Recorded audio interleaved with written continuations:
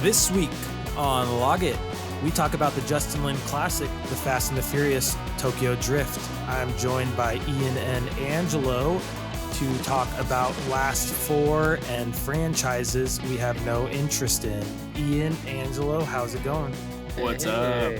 How are you guys doing? Doing good. Good? Pretty good. Ian, you've been, absent a little bit. Do you want to tell people? COVID, baby. Lockdown. I've been in quarantine. This is my last day. Congratulations that you made Thank it you. through. We're Thank sad you. to have missed you. I got myself a commemorative T-shirt. I survived. Did you really? Quarantine. No, That'd be I wish cool. I did. But I survived. I've survived my second go at this, so that's good. It's horrible. Yeah, but it did leave some time to watch a couple of movies. I actually kind of wish I watched more than when I did, but that's for another time. But yeah, feeling better. Thank Good. you. Glad to hear that. And glad to have you back today for Last Four. Be leaving after Last Four just because you're still sick and busy. But Angelo, how are you doing? Doing good. Can't complain. I'm here, living, breathing. Is it still hot? Yeah, it's been pretty warm. It's been fluctuating. It's been like sunny hot, then it gets to humid hot when the clouds come, and you get these like tropical kind of drizzles around. So it's been fluctuating around here. What are we talking about? What's the degrees? What are we working with? Near the hundreds last week, and this week's are like late 80s, 90s, God. but then it'd be cloudy. That's disgusting. Yeah. One could say, though, it's perfect weather to go see a movie at a movie theater, though. That's true. That is true. I'm just saying. Get the nice AC and get some nice, ices at the theater. So There you go. Well, it sounds like both of you guys had prime movie watching conditions this week, so I expect great things from your Last Fours. First, I wanted to ask you guys a quick question about movies and how you watch them. I want to know if you guys have any film franchises. This is the era of franchises and sequels and spin-offs. If there are any film franchises that are really popular or at least successful and have been around for a long time that you have just no interest or love towards, like you've seen them and you just don't care about them or you will never watch them. Ian. Yeah, so I have to go with, because I've only seen the first movie and then I just completely fell off. And this is a story that I actually really like. This is the Fantastic Beasts movies. Nice. I do like Harry Potter. I'm a big Harry Potter guy, but these movies, well, they're dog shit. At least the first one was okay. I remember liking the first one, and then the rest, I think the whole franchise was just immersed in so much turmoil. Like I think they cast who's the main baddie? Do you guys know? Grindelwald, is that his name? Okay. Yeah. Johnny Depp turned Grindelwald. Mads Mikkelsen. Johnny Depp. Oh, Colin Farrell first, right? And Colin Farrell. Yeah. Turned Johnny Depp, turned Mads Mikkelsen. Absolutely crazy. The main guy is not even in the movie. Like, it's not even his story anymore. Who's the Newt Scamander? Yeah, Newt Scamander. Yeah, I don't even know who plays him. I forgot. That's Eddie how much I Redmayne. don't care. Yes, thank you. Oscar winner. Eddie Redmayne. Yeah, that's right. Yeah. So, and he's good in those. I like in my him. opinion, he's fine. Yeah, he's not the problem. I would say those movies for sure, just because I just couldn't care less. And also the latest Jurassic World movies. I watched the first one and I remember liking the first one. I thought that one was actually pretty fun. I liked the whole amusement park, Jurassic amusement park world and that story. And then the rest of it, I couldn't care less. So those are it for me. I mean, and I think they're bad. So I feel those justified. I definitely agree with. Like, especially Jurassic World. The first one was like you said, like palatable, especially the first half because it was fun seeing the new park. And then everything since then. I love the new park. That's about it. Chris Pratt is like unwatchable in those movies, and what's her name is also truthfully though. It went to his head, man. So Angelo, what about you, man? So this is another franchise where I actually saw the first two, and I just don't feel like watching the next, 5 or 7 of them. It was the Resident Evil franchise. Oh my god! I like the games. I have some history with playing the games, but just the movies, I get bored and I just do not care. To me, they were okay. I've seen better zombie like movies, versus like the game it's based off of. I think there's a big difference. Yeah, they're like nothing like the game, right? The movies are just its own thing completely. Not really. Like I haven't played all of them, but I guess Right. like they just kind of mix around like the stories and just a typical video game adaptation. Where I just feel like Right. I feel like they could be better. I don't know. I haven't seen them in a while, but for a long time, every time they kept popping up a movie every like year or two, and I was like, I don't care. Like, And they're still trying to reboot it too. Yeah, and failing Netflix, miserably. Right? Yeah, I've not seen it, but I heard not so good stuff about it. Right. And then the other franchise I just don't have interest in watching is the Divergent series. I just never had interest. Just thought you guys are just doing another Hunger Games. And I know it's based off a book, but I just still get the vibes from the preview. Just don't have interest. And maybe there's good stuff, but just a lot of other things to watch in this world. Yeah. Right now. So I don't know. I feel like we might have just been a little too old for those movies too. That too came out like past our time, like past high school. And I felt like Hunger Games was like a knockoff of Harry Potter to a degree. So like when I remember when the books came out, it felt like I was like, I already did like Harry Potter. Like I don't need to do Hunger Games. Yeah. Because I feel like I agree with Hunger Games. I don't know if I've ever watched the final movie. And I feel like part of it was just like the world of Harry Potter, and you're talking about a book to a movie. There's so much stuff to see and so much things that you want to see represented as in real life. And then Hunger Games, like, especially the first book, it's all like in a little like poor village, like a Russian poor village, basically visually, and then like a field of trees the whole movie. So it's like the interest in like a series that's just like set in like, nothing interesting, frankly, visually, versus like Harry Potter. I'm like, I'll probably never rewatch any of the Hunger Games. I have no interest. So I agree with that one fully. And I saw them in theaters when they came out, at least the first couple. But it's still just nothing, no special spot. Yeah. I also stopped reading during that time. So like I had no connection with the books. Yeah, you know what I mean? Like, Don't know. Not interested. Don't care. Yeah. N-A. N-A. Y-A-N-A. Y-A-N-A. Oh, the Lego movie stuff. Love the first one. Oh, love wow. it. Great movie, but I do think it was more of a creative vision from the filmmakers than set up for a franchise of Lego movies I'd want to watch, because loved the first Phil Miller, Chris Lord Lego movie. Awesome. Batman, really did not enjoy watching the Batman Lego movie. And then Lego movie 2 also was just kind of, I don't really remember. So those, if they keep making like Superman Lego movie and like the Avengers Lego movies, like it's just like the Lego games, really don't have much interest in them. It's cute. They're for and kids, fun, but I'm an adult. Thank you very much. Do you see, I got a beard. We play with Roblox now. No, and I love kid games and kid stuff, but for some reason Lego ones just like that style of like humor just like doesn't do anything for me on its own. I haven't seen any of those. Even the first one?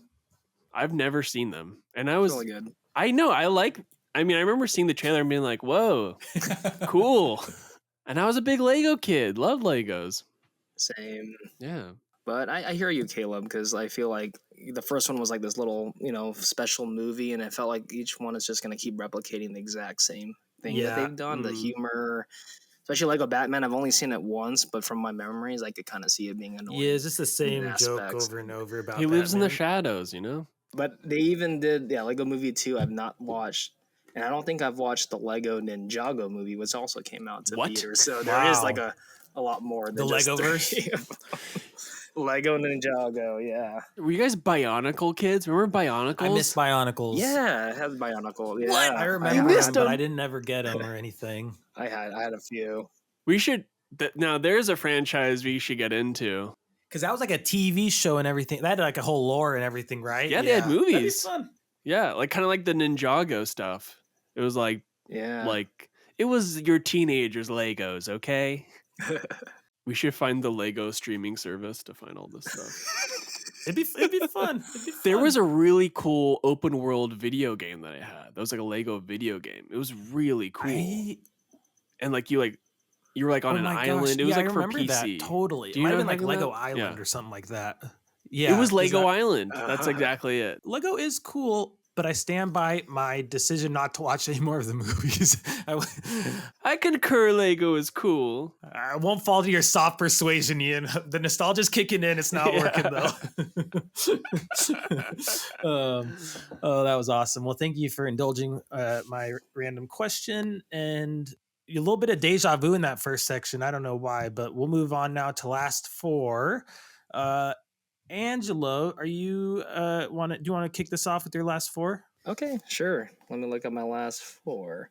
So the first of the four, I watched the original Suspiria from 1977 by Dario Argento. And the film I watched after popped in a Blu-ray because the movie turned 50 years old. Is George Lucas's American Graffiti. Nice. Oh, nice. Still haven't seen it. Really good, really good. And then the film after, it's just the film we're going to talk about today, is The Fast and the Furious, Tokyo Drift. It's my third movie. And then the last one I watched last night, right after Tokyo Drift, was a movie called Tokyo Drifter. Oh my gosh. From 1966. Whoa, cool. I'm excited to hear about that. I had to. I just saw it pop up on the Criterion channel. I'm like, I got to watch another Tokyo Drift movie that's not a car movie. Yeah, it's like a hitman movie from a Japanese film. Right. It looks crazy. Badass. It is the cover's crazy. Cool. They did. I feel like that was the spark of all the stuff you see from the 70s, or even, I think it's even more stylized and better than even the Bond films, which came out at the same time. And I feel like these were like the seeds to what we get with John Wick and all these action type movies now. But that was like one of the earlier ones and had a lot of appreciation for the filmmaking on it. So, did you know about this before you watched it, or was this just something you put on because of the name? So I was only watched it because it's been on my list for a while. I've seen this poster and always thought it looked really cool. And then I just Googled Tokyo Drift, and obviously Fast and the Furious came up, but then this other movie came out called Tokyo Drifter, and they said it's streaming on Criterion. I'm like, I gotta watch it. I love that. Right after, even though it's not the same exact movie, but just same titles and way. Is Suspiria scary, Angelo? A little bit. The soundtrack has all these like whispers, and depending on which sound, like how your surround sound is, there's like whispers in the soundtracks that gives me chills. So. It's not too bad. It's pretty violent, but it's really stylized. Yeah. Okay. I did watch list it because I know they remade it, right? Yeah. Luca Guadagnino didn't get it. They called him by their name, which also was an interesting remake because it was not exactly like the original. They did a whole different like spin to it. Got it. It's piqued my interest because the title, it's cool. Suspiria. That's a cool title.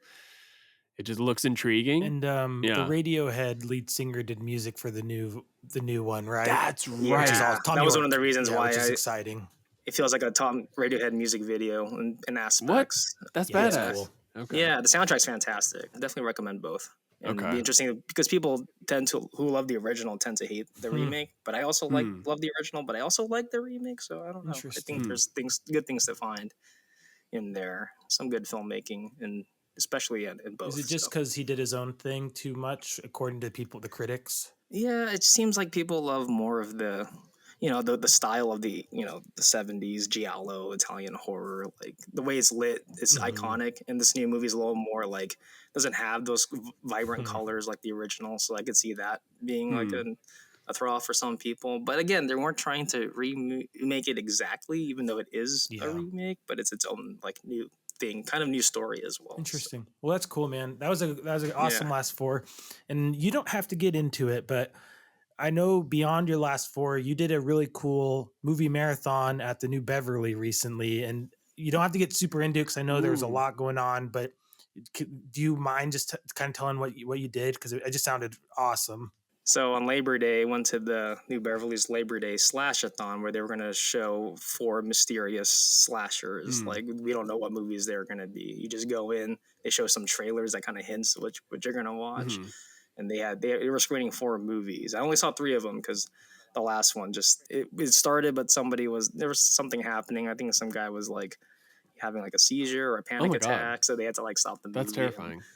The paramedics. I mean, he seems okay. I mean, I was worried in the moment. I was like, "Oh crap!" Like 20 minutes here in silence. Like, I don't know what's happening. And he sat up in the front, so I was a little in the middle-ish area, so they were far away. So I'm just sitting there, like nervous and like, "Oh man, hope this guy doesn't die because he's just watching a movie." Seriously, especially a Thrasher-thon. Like that just feels like so weird.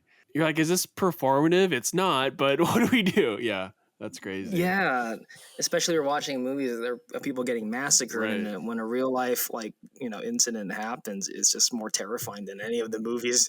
Kind of takes the fun out of the slasher movies, I imagine. Yeah, it's just it was sad, but I mean, luckily he was breathing. They rolled him out. He seemed like he was okay, but they brought him to the hospital still. So That's good. But that event I was really interested in. So basically, it's like 4 movies, but you don't know what you're seeing. You just know it's going to be Labor Day yeah, themed with slashers, right?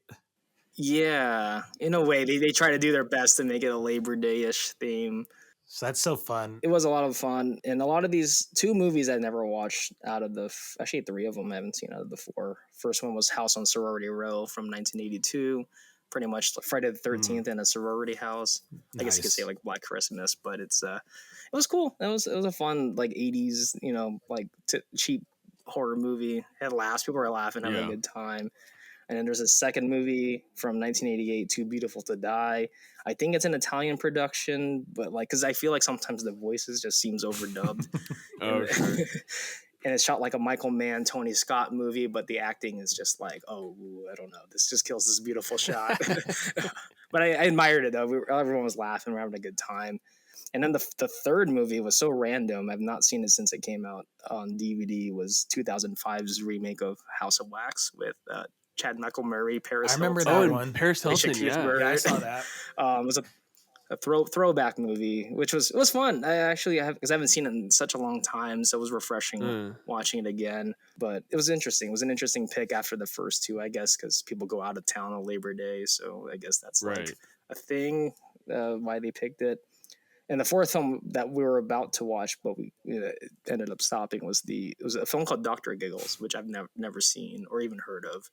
It's from Universal. Dr. Giggles? Yeah, it's like from what I got from the beginning is like there's people in the psych ward, and you find out like the patients have taken over the doctors and are trying to control this like little asylum. Oh, wow. But yeah, only watched the first 10 minutes of that movie, which maybe I'll get back to down the road. For the incident. Well, that's fun. You have an appointment with Dr. Giggles. I just love the idea of that kind of movie marathon, and I like that going in blind is just kind of fun because there's you feel less stakes, I guess. Like if there's a movie I know I'm watching, I get like, am I gonna like it? Are these so I thought that was interesting Yeah. I get that. and sounded really fun. Yeah, and they do it once a month. Yeah, they always have random marathons. That's cool. Is it usually themed? I guess it would be, right? For the most Yeah, part? like this one's Labor Day, and then the other one coming up will be Halloween, so it'll be just like all a bunch of random horror movies. They should have done labor movies.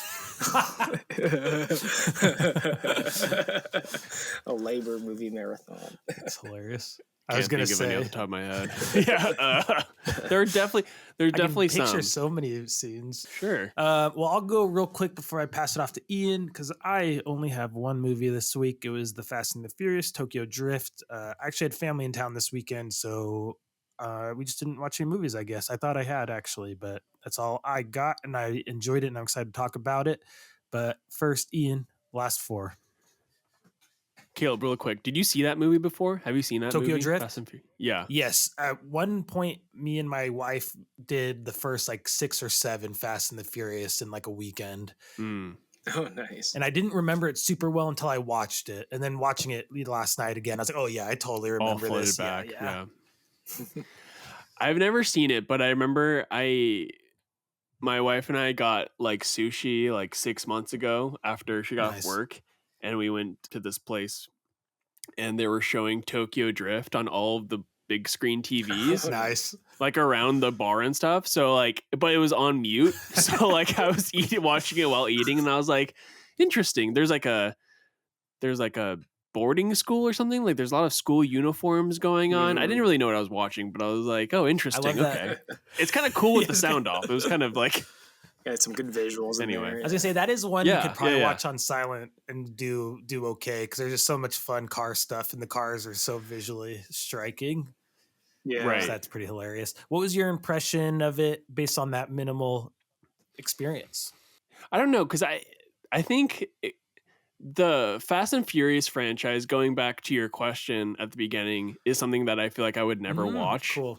And I'm not a big car guy, Mhm. but the more and more I hear about these movies and the more ridiculous they sound and how they're just essentially like superhero movies kind of piqued my interest. So I'm like, this sounds wild. Like I just want to see the evolution Yeah. of it all. Like, Mhm. how do you go from like really grounded street car racing to driving a car in space? Like, I don't know how that adds up, but I'm intrigued to find out. And I kind of want to know the lore. I kind of want to know who these people are. So maybe I think if anything, it did pique my interest a little Yeah. bit. I probably will watch them at some point. Hopefully, I get Yeah. COVID again and I can watch them. Well, and Yeah. we'll Which we'll get into. yeah, I was gonna say I'm gonna tease a little bit, but this one did really have some fun universe building moments. Hmm. Mm. There's a Sam Jackson in Iron Man level cameo love at it. the very end. That's just like, Mhm. yeah, no, oh wow, Mhm. yeah, dude, Amelia. Crowd going wild. So it's fun, and I'm excited to talk about it. But I'll be curious. It'll be fun to hear. Hopefully, the last four, or maybe some Fast and the Furious come up in the future, where you decide to give it We'll a shot, see. because they are really We'll fun, see. and they are super camp. But if you just embrace the camp of it, Yeah. anyway. Last four, Ian. I'd love to hear your last four. Well, in terms of embracing the camp, Yes, sir. the first movie of my last four, I'm dipping my toes back into a film franchise, and I watched 2011's Kenneth Branagh's Thor of the Wow. MCU verse. This movie is wild. Again, like now knowing what this has become, it's almost like quaint. This movie feels like very like nubile and just like almost cute. I don't know. There's like a sincerity, and it's Kenneth Branagh, who's like known for just all of his Shakespearean works and things Yeah. like that. It's blonde eyebrowed Thor. You know, that was like that's like the first thing I noticed. I was like, oh, he has blonde eyebrows. It's really sincere. Like the movie on its face is like really sincere, and I did enjoy it. I actually think it was pretty fun, even though parts of it where I'm just like, God, this sucks so much. Anthony Hopkins is Odin, and he just chews up the scenery. He's so good in this movie. It's insane. And like half of the movie he's just asleep in it. He goes into what is called the Odin sleep, which is a thing in this movie. But he's in it for like maybe 20 minutes total. But he's so good every time he's on screen. I don't know. I think Chris Hemsworth is just so charming. I love him. I love his Thor. I Yeah. really did not like the last Thor movie because I just thought it was way too up its own ass. But this one again, like after rewatching this, it was nice to see like, oh, like again, like just the sincerity of it all. I don't know. I thought it was enjoyable. I don't know. It's just weird to see Baby Marvel the movie. Yeah. You know, Before it so became the machine. yeah. You're just like, I could see what you guys are doing, and like all like the set pieces are just so like they feel like really minuscule in terms of like the what it'll build to. But I don't know. I wouldn't recommend rewatching it because I think it's just an average movie, but it was fun. Real fast, my favorite joke in Thor ever, maybe my favorite joke in the whole Marvel franchise, is when he drinks the coffee and he's like, delicious, and then he smashes it and he says, another. Yeah. No, there are some really so funny. there are some really good jokes in this movie too. And again, some jokes or some parts of the movie that are funny that aren't meant to be, which I Yeah. think the Anthony Hopkins stuff, like anything he says is just so funny, even though it's not supposed to be. Especially like we've got all these crazy Avengers movies. I haven't watched this movie since it came out, so I wonder Yes. how does it really hold up after we've seen this character like blossom. Just curious of how this movie holds up compared to like what we've seen already. I feel like they just for Thor, they do so much cross correction. Is that a word? I know what you're trying to say. You know what I'm talking about? Basically, Yes. like they do this movie and then they do the next one, Thor: The Dark World, and everyone's like, "This is like this character is boring." Course like, correction. There's like Course nothing correction. about course Yeah. correction. Thank you. Course correction. I feel like he just has like his whole character is just course corrected on each Yeah. movie. So like after Thor: The Dark World, then they do Ragnarok, and he's like really fun and outgoing, and everyone loves it. Yeah. And then it gets to the point where like, okay, that's enough of that, please, for the love of God. And that's what we got with the last one. So it'll be interesting to see what Yeah. they do with this character. I feel like they're just going to completely reset him and make him a little bit more like Normal again. not grounded, but yeah, or like just like again Yeah. sincere, or just like maybe not so. Or Yeah. grounded. Grounded probably is a good way to say it. But it's crazy because he's like one of the longest lasting Avengers that's It's gonna still wild. appear Yeah, in more Marvel movies. So good for him. and it's just crazy.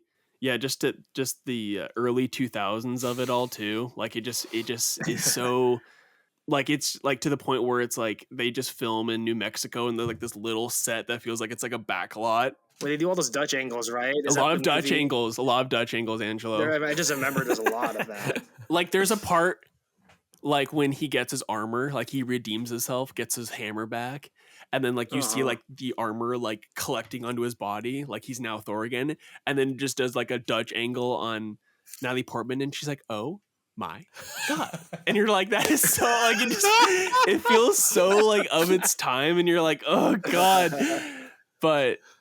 I don't know. I guess now I kind of crave that more than people being like, okay, you know what I mean? Like just like rolling your eyes and just feeling like self-aware and like, yeah. So who's the guy that plays Loki? Tom Hiddleston. Tom Hiddleston is really good. He's actually really great as Loki. I loved him. He actually has this is like one of his bigger parts in the whole franchise, I think, right? His origin story happens in this one, or is that in the Dark World? It was in this movie. Yeah, and it's weird to see how, like, without knowing anything that happens in the future, like how his character kind of just becomes pivotal. Like now everyone at this point in the MCU, everything kind of like hangs on him as a character or like his like franchise. Cause like his TV series is like probably the most beloved thing of the recent entries. Anyway, so I think that's all. It's really fascinating actually that all of this like hinges on like a fourth tier character that no one wanted to make movies. So after that, I switched gears and I watched Blood Simple, 1984. And this is the debut of Joel Coen, written by Joel and Ethan. Really, really cool movie. A movie just like simple plot, weird. No, I guess it wouldn't be like a love triangle, but like assassination plot. Like it's set in a really cool like Texan bar. Have you seen this, Caleb? No, actually, I haven't. Really cool. It stars Den Hedaya. I only know him from Clueless as the dad from Clueless, and he plays like just a scumbag in this movie. And I was like, oh my god, this guy. And also Frances McDormand plays like the titular character. There's a really, really, really cool. Like the very end of this movie is just so like thrilling and anxiety inducing, but it's just, man, it's awesome. Love that movie. Really, really fantastic. And then after that, I watched Another Round, which is a Danish movie from Thomas Vinterberg, who also did The Hunt and The Celebration. These are all movies. These are all Danish films, but Another Round was kind of like his, I guess, like his standout movie. This is from 2020, stars Mad Mikkelsen, and it's basically just a movie about bros discovering each other, just discovering themselves. Yeah, discovering each other's bodies. No, it's, I don't know. I really enjoyed it. Basically, a group of guys discover that if you drink, you become just kind of more relaxed and chiller. And then they just take that to the nth degree and stuff happens. It's a really charming movie, but also kind of really melancholic, but also it just, it goes through all the emotions. It was really enjoyable. I remember watching it. I tried watching it when it first came out and I just immediately fell asleep. And I think that was just it's a Danish film. So I was like reading the subtitles, obviously. So I think that didn't help me. But since I had COVID, I was like locked in, ready to read. And it was a great movie. It was really, really awesome. I love that movie. And Mads Mikkelsen is just really attractive. He's just like, he's a nice person to look at on your screen, He's got a very cool look. Yeah. And then finally, I wanted a comfort movie. I got this from the library, and I watched Mission Impossible: Ghost Protocol. Nice. Good choice. Hell yeah. Man, this movie rocks so hard. I feel like this is, besides Mission Impossible 2, I feel like a lot of people don't like this one. Am I wrong? I feel like I feel like I've seen a lot of discourse about this may being like a boring one, the Brad but Bird one. This is the Brad Bird one. I love it, man. I don't know. Where he climbs the building. This is the Burj Khalifa movie, man. This movie rocks. It slaps. It does everything you want. It's my favorite up there with Fallout, I would say. Yeah. I would say Ghost Protocol is high up on my list. People underappreciate how great it is we got a good Brad Bird live action movie. Like that alone. Like this is a guy who made like Incredibles. Yeah. And like, oh yeah. So it's just like, I don't know. I was rooting for his transition to live action because he did John Carter as well, which didn't do He did Tomorrowland, Tomorrowland. which also bombed. But didn't he do John Carter's as well? Or am I wrong? He might have had a hand in it. there's another It was Pixar that wasn't director actually him. that Oh, did no, that was I think it's the guy who did yes, Wall-E. yeah, you're right. Andrew Stanton. Stanton. Yep. Yeah. So I'm Oh, mixing them up. Stanton. But he did Yeah. do Tomorrowland, which was also just didn't really hit the spot for me. I haven't seen that. I want to see that. I love it. It's kind of Yeah. underwhelming. Like it had doses of cool moments, but then just the payoff was just like, oh, Is that's Space it. Mountain in it? No. Are there any ride callouts? No.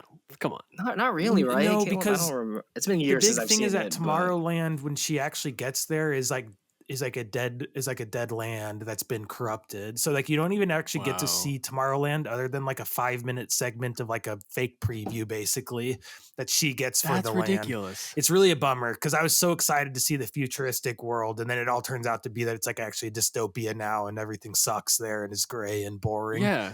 And that's Like like, the whole rocket movie. rods That's like or an hour whatever? and 15 is just in this gray. Rocket rods, yeah.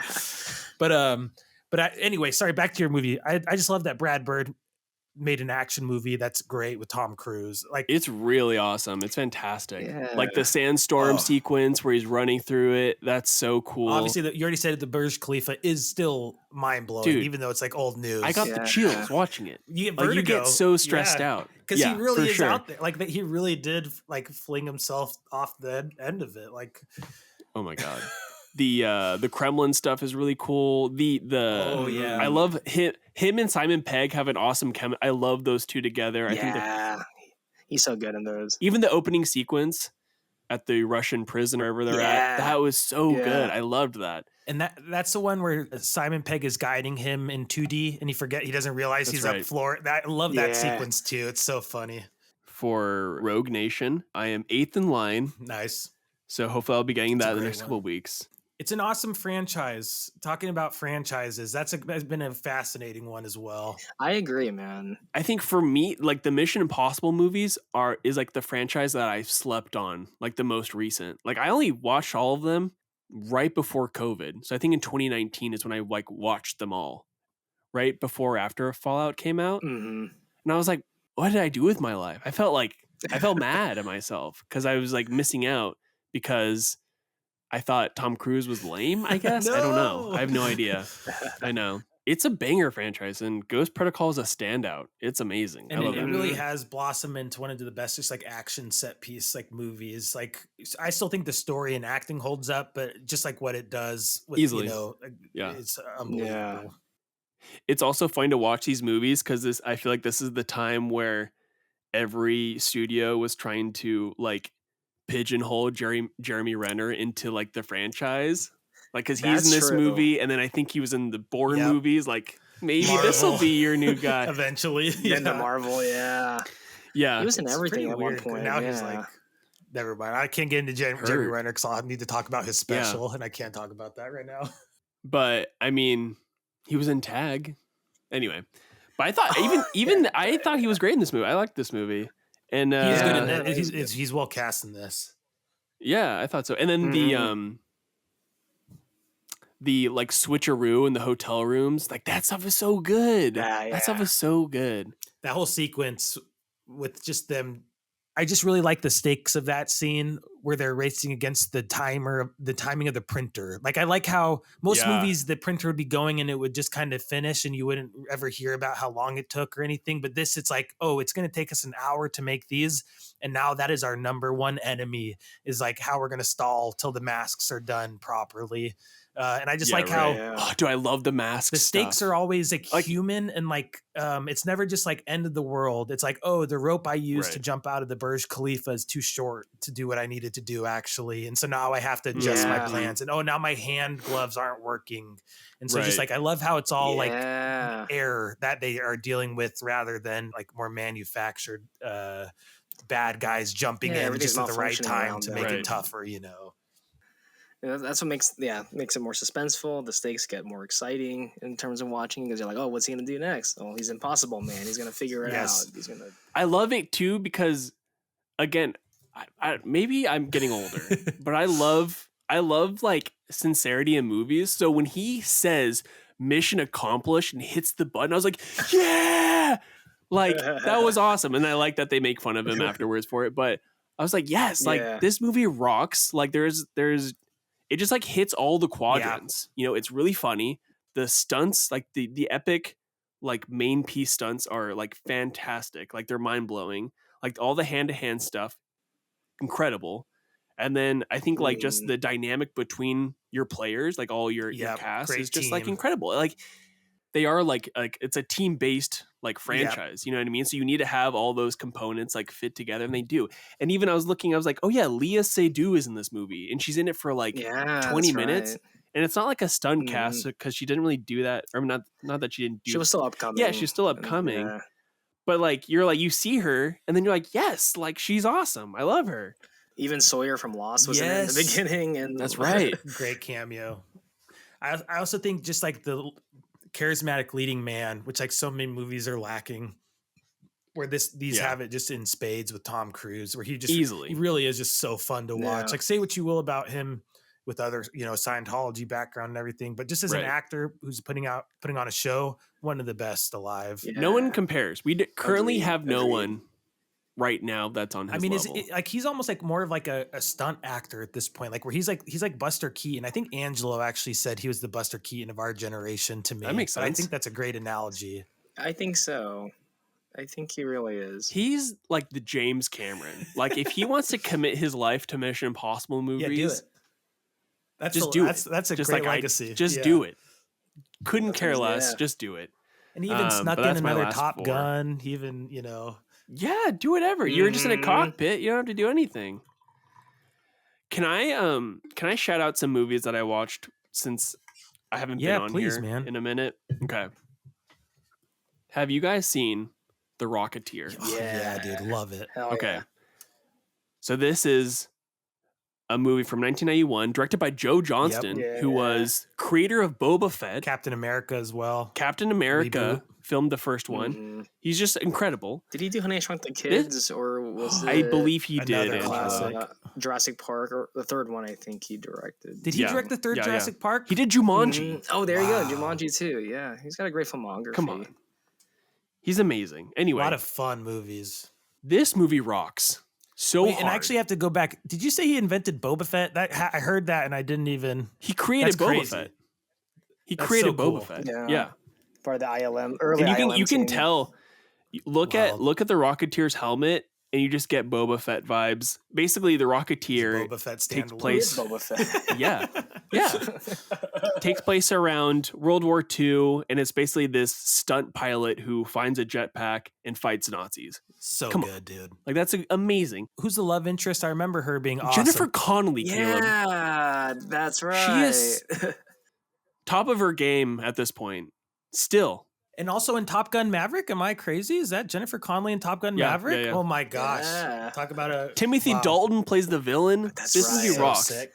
This movie was so slept on. I remember what are those like things that you click and you can like look at the pictures? Yes. Is it the Omatic Pictomatic, maybe? Something like that. I had like 4 of the Rocketeer things. Really? And you just look at little stills from the movie. Oh, cool. This movie rocks. I love this movie. Everyone should watch it. You were talking about sick day movies. This is one sick day movie that I had, a specific sick day where my uncle brought me this, and then Who Framed Roger Rabbit and Dick Tracy. And so all 3 of those I watched like twice in a sick flu fever.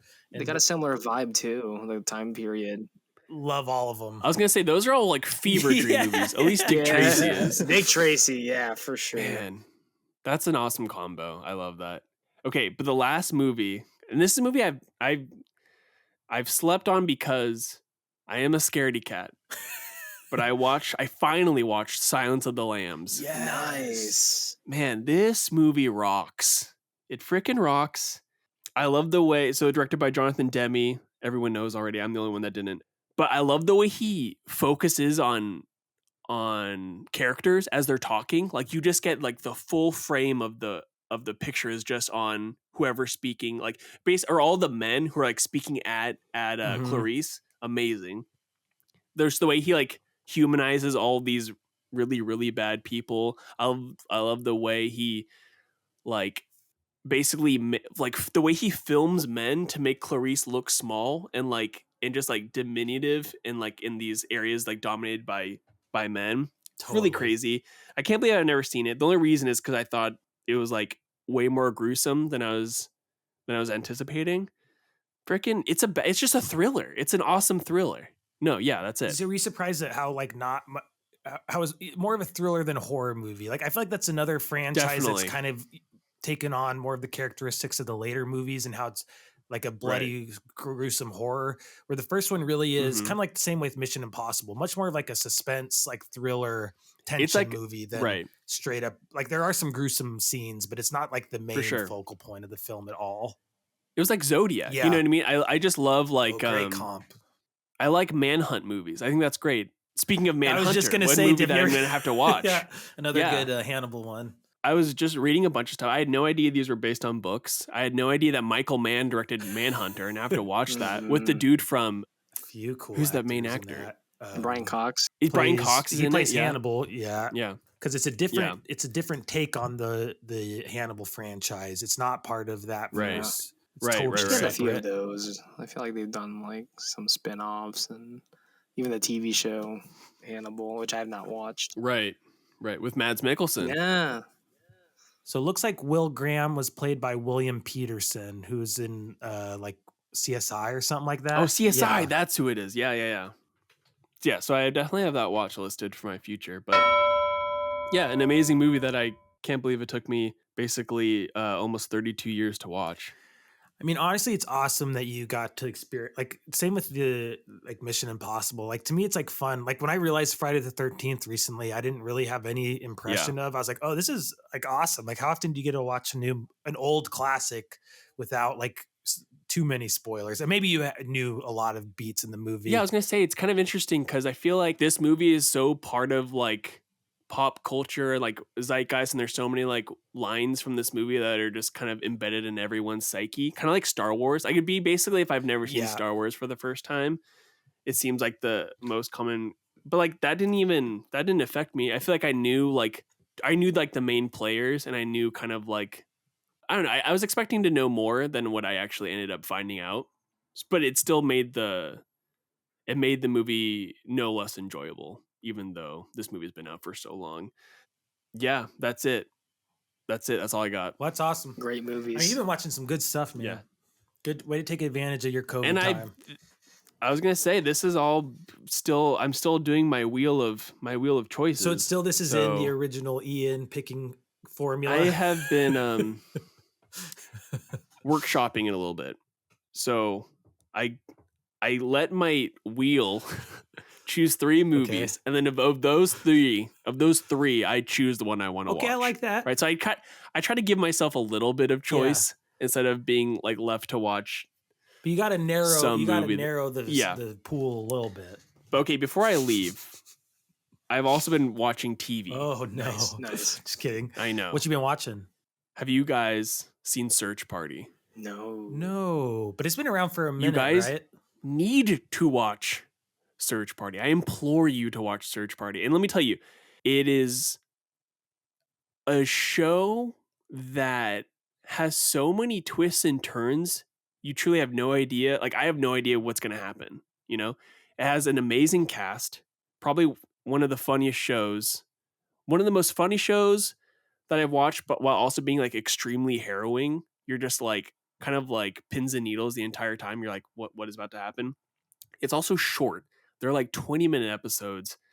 You guys have to watch this show. I need you to watch the show, please. That's the one that has maybe from Arrested Development. I was just going to say, maybe I'll watch it.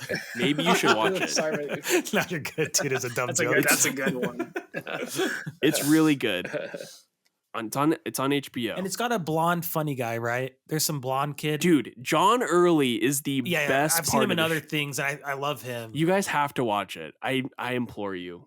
It's so good. And then another show I was watching is Fleischman is in Trouble, which is like a Hulu original show, which is actually really good. Not very like lighthearted, but it's like really, really, really good writing. And I love Jesse Eisenberg. I love him. Cool. He's in it. It did look interesting from the preview. It's really good. Yeah. I don't know, it's like really compelling. And Claire Danes. Oh wow. Claire Danes, Lizzie Kaplan. Okay. Lizzie Kaplan, yeah. And the dude from the OC. I'm blanking on his name. Oh, Adam Brody. Adam Brody. Good cast. Yeah. Anyway, I'm also watching The Wire. Okay, Oh, that's it. nice! That's all I can't for wait me. to talk Wire. Have I you gone know. to the F word scene? The F what word scene? scene? There's so Okay, many never F mind. words. Well, I'm at the end of season 4, I think. So I'm almost done. you might have gone to it. There's one scene where they're checking out a crime scene, and it's like a 5-minute Oh scene, my and God, every that's word the is the F best. word. Yeah, just in different tones and stuff. It's so funny. So good. Well, that's awesome. I still need to watch The Wire. Oh, dude, You should, that'd be a Angel. It's fun one to amazing. watch. I'm It's bad on so TV. good. I'm really bad with Me TV. too. Me too. No, after when I got COVID, I was like, okay, I guess I'll start watching The Wire after like 6 months of not watching it. So I'm just picking up. Such a It's fun fine. show. It's And good. like it's a kind of like Yeah. seasons That's where you can awesome. watch each season like a movie almost. Like they really have it like Pretty episodic much. in that way. But we're gonna Yeah. take a quick 5 to 10. Ian, thank you so much for joining us, even though you're still technically under the weather. And It was a blast, yeah, you guys. hopefully next week we'll see you again if you're able. Yes, I'll talk to you guys soon. And then we'll take 5 and be back for Tokyo Drift. We had so many car chases in this movie. It was really an exercise of how do you bring that on screen and at the same time trying to help, character development. And that was the challenge, but I love it because I think it's the same thing. I think your goal is trying to go on this journey with Sean and, Han and the characters, but whenever I feel like you have something that's sports or even like the car chases, it's very visceral. It should inform you where the character is at that moment. I grew up, all the movies that were there growing up showing in the theaters were big Hollywood movies. The indie movies didn't really penetrate that market back, especially in the 80s. So I feel like that's always a part of me, even though I think my passion and everything is kind of still probably more in the indie world. And I discovered that in film school and college. But I do feel like there's a part of me that will always have Bachelor Party and Porky's and stuff like that. We are back from the break. So great having Ian join us for Last Four. I've definitely missed him on the show. Same. So that was super fun. And I'm also so glad to be able to talk about Tokyo Drift with you. This is your pick last week after Speed Racer. I watched it last night and then finished it this morning because I fell asleep last night. And like I mentioned earlier, I had seen this before, but I kind of forgot it. Watching it again really came back to me as I was watching and really enjoyed it and really was surprised at how it felt less like a cheesy movie to me. Like I remember before being like, oh, that's a fun, dumb movie. And this time watching it, it felt like it was like less, I was able to buy in more into the story this time for some reason and get into the fun, especially the relationship with Han. But before we totally dive in, I just wanted to see, just kind of get into more why you picked it. And like, I know in general, we've talked a lot about this movie previously. So just kind of your history with the movie and maybe Fast and the Furious in general. Yeah, and so I picked this one because I feel like the last few movies we've talked about just have been giving me this this feeling for the need. The need for speed. The need for speed. Yes, Yeah, amen. Still feeling the. I just want to get into the acceleration still and keep that momentum going because Speed Racer was fun. Top Gun Maverick's a blast, and then I picked this one because I feel like we have how many movies, like 10 12 movies of Fast and the Furious, including its spin-offs. It's crazy. So it's interesting that like going back, like I feel like because there's been so much and a lot of them gets made fun of for being so crazy, over the top, ridiculous. As much as I enjoy the newer movies, it's always fun watching them, even though they're not good, I still have a blast laughing and seeing how crazy they get. But the thing that, because I've grown up with this franchise and going back to the original and even the second one, it's just like crazy to see like, wow, like these new movies do not care about the practicality anymore. They don't care about like the cool, like the car aspect. I feel like it's just absent now, which they try to bring back, but it's still not the same. They go back to your typical like, oh, we gotta save the world from this destroying itself. It's like, whoa, hold on, pump the brakes. I know people have dissected the franchise laughing of how it goes from guys stealing DVD players from trucks to now like saving the world from global destruction and going to space, and yeah, I think it's just fascinating that like yeah, the car aspect is just gone, and all the practical stunt work is kind of gone. And I know there's a few stunt works in these new movies, but it doesn't look as like obvious as it did back in the earlier films. Because even when I saw the first Fast and the Furious, there were a lot of cool practical car action in that movie, and even Too Fast had some car action, but Tokyo Drift was one that like was a favorite of mine as a younger kid. So I always Yeah. think back on like the best of the car action. I always think about Tokyo Drift because that's the first Yeah. movie I've ever seen drift racing or just that culture of Tokyo. Same. On the other side of the world, on the wrong side of the law, a new style of racing rules the Tokyo underground, How you guys get away with this? and all the best drivers want in. Who's a tourist? Let's see what the kids got. Then let's race. But when you live on the edge, anything can happen. You came to the wrong place. Now, in a place where life moves this fast, That's a lot of money. Hey, you're moving up in the world. You gotta elevate your company. the bigger the risk, the greater the rush. Stay away from them. All my life, people have told me I don't fit in. Maybe I've just been in the wrong place.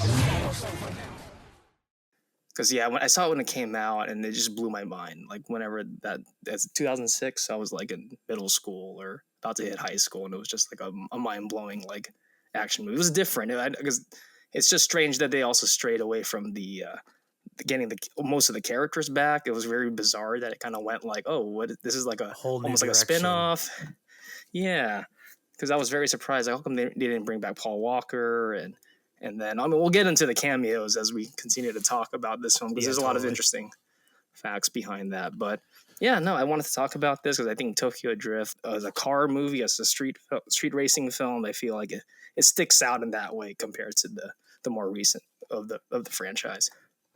Yeah, and there's something cool about this one. Like you're saying that it's just kind of like a one-off. Like it's not meant to be part of the Yeah. main like Dom Toretto storyline. Yeah, It makes it extra interesting to me. I didn't see it when it came out, but I do remember seeing a lot of marketing for it. And I remember the first two Fast and the Furious to me at that time were super uninteresting. Like growing up, I was Mhm. never a car person. I'm still not, but I like cars more, and like I can appreciate like a cool car driving fast in a movie. That is fun to me yeah, now, less so when I was a kid. And so those weren't very interesting. And then this one came out, and I remember being like, oh, like that is kind of more interesting. Like people drag racing is less cool, but like these cool sports cars, like skidding through Tokyo, yeah. urban areas, like that kind of aesthetic and visual to me as a kid. And it holds up. Is I still think that kind of stuff's awesome. It's way more exciting to me than like street racing in Florida, like Miami. Yeah, exactly. And I have watched the first like 5 or 6 Fast and Furious. Like I said, I do really like all of them now, but I still think this one is like neat that it's just like this weird, like shiny, like toy version of Fast and the Furious almost. Like it's almost this like bite-sized one, just like Yeah, with its own like mini lore. Like you have the whole Yakuza storyline, which is fun. So yeah. real fast, since you picked it, do you want to do a quick synopsis, or we can save it for later? This might be too early, but since we're getting into it, So the Fast and the Furious Tokyo Drift. At the time this came out, this is a story about a kid named Sean Boswell who goes to this. He's new to this high school. He has a knack for like cars and racing, and gets into some shenanigans with high school bullies. So they have this race that almost kills them both, but then also gets him kicked out of the school. But not only kicked out, but also he had to move back with his dad in Japan, where this movie takes place in Tokyo. He somehow comes across these people that leads him to where he kind of belongs. He just loves the car world, and this is where he enters and also gets into shenanigans with bullies yeah. in the scene. And then and we pretty much get like its own standalone Fast and the Furious movie with just a new character. But now we're going into this world that he doesn't even know, nor I didn't know when I first saw it, called drift racing. Same. And so Or it's when a it came cool out, fit. I had never heard of it. Yeah, I thought it was same. fake. I thought it was made up just for the. And then I remember they started doing it in video games. Like, wow, they're adding like fake drifting to video games now. And then eventually I realized it was a real technique that people do. I was like, oh, sweet. Like that's even cooler. Drift? What do you mean, drift?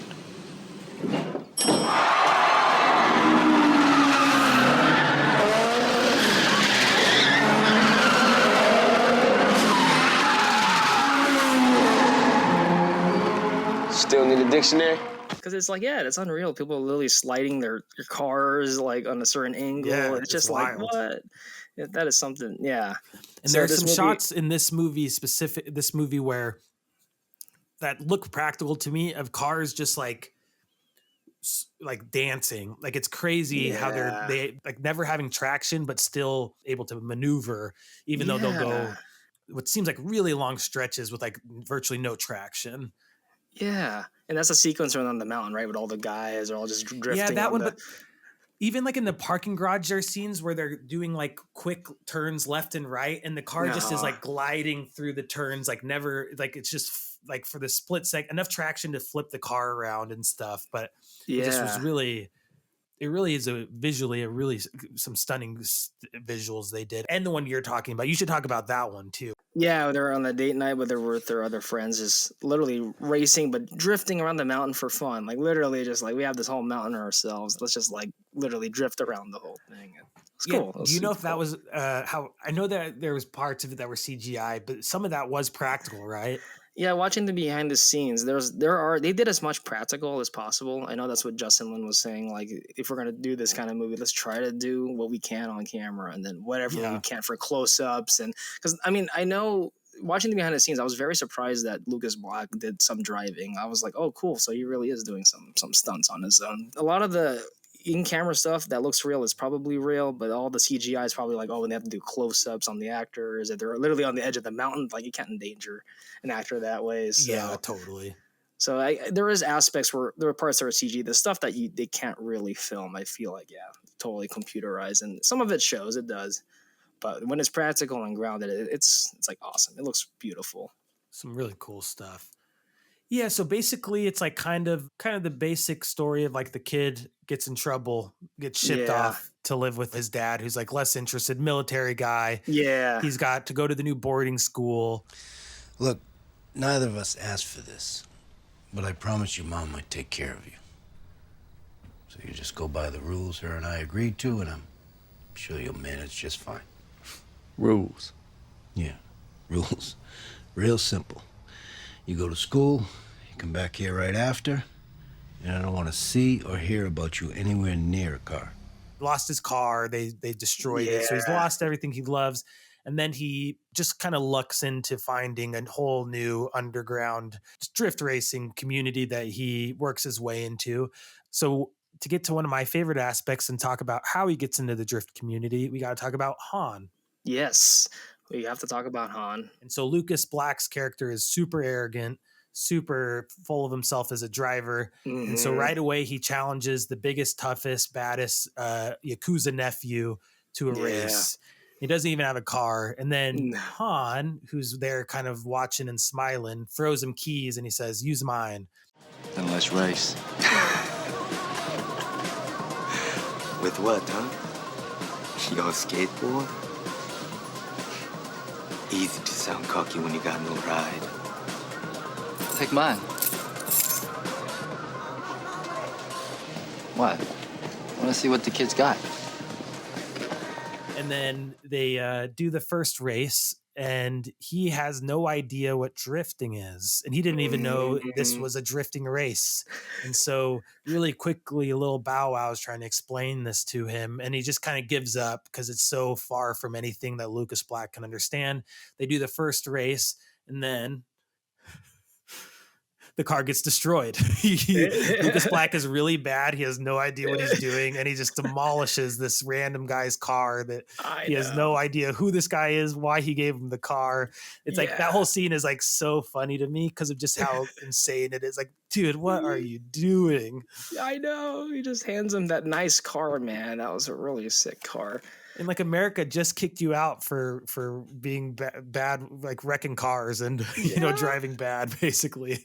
Like, and it's well done, but I just love that scene for how badly he fails. And that's like another thing that I think the movie does well in general is he has a real training arc. Yeah. Like there is like a good hour of the movie, I feel like he's bad at drifting. Like it's not like where he does it 2 or 3 times and then he's like basically as good as anybody. He really is like an underdog throughout the whole thing. Like even that last race he's in, a car he's not comfortable in. Yeah.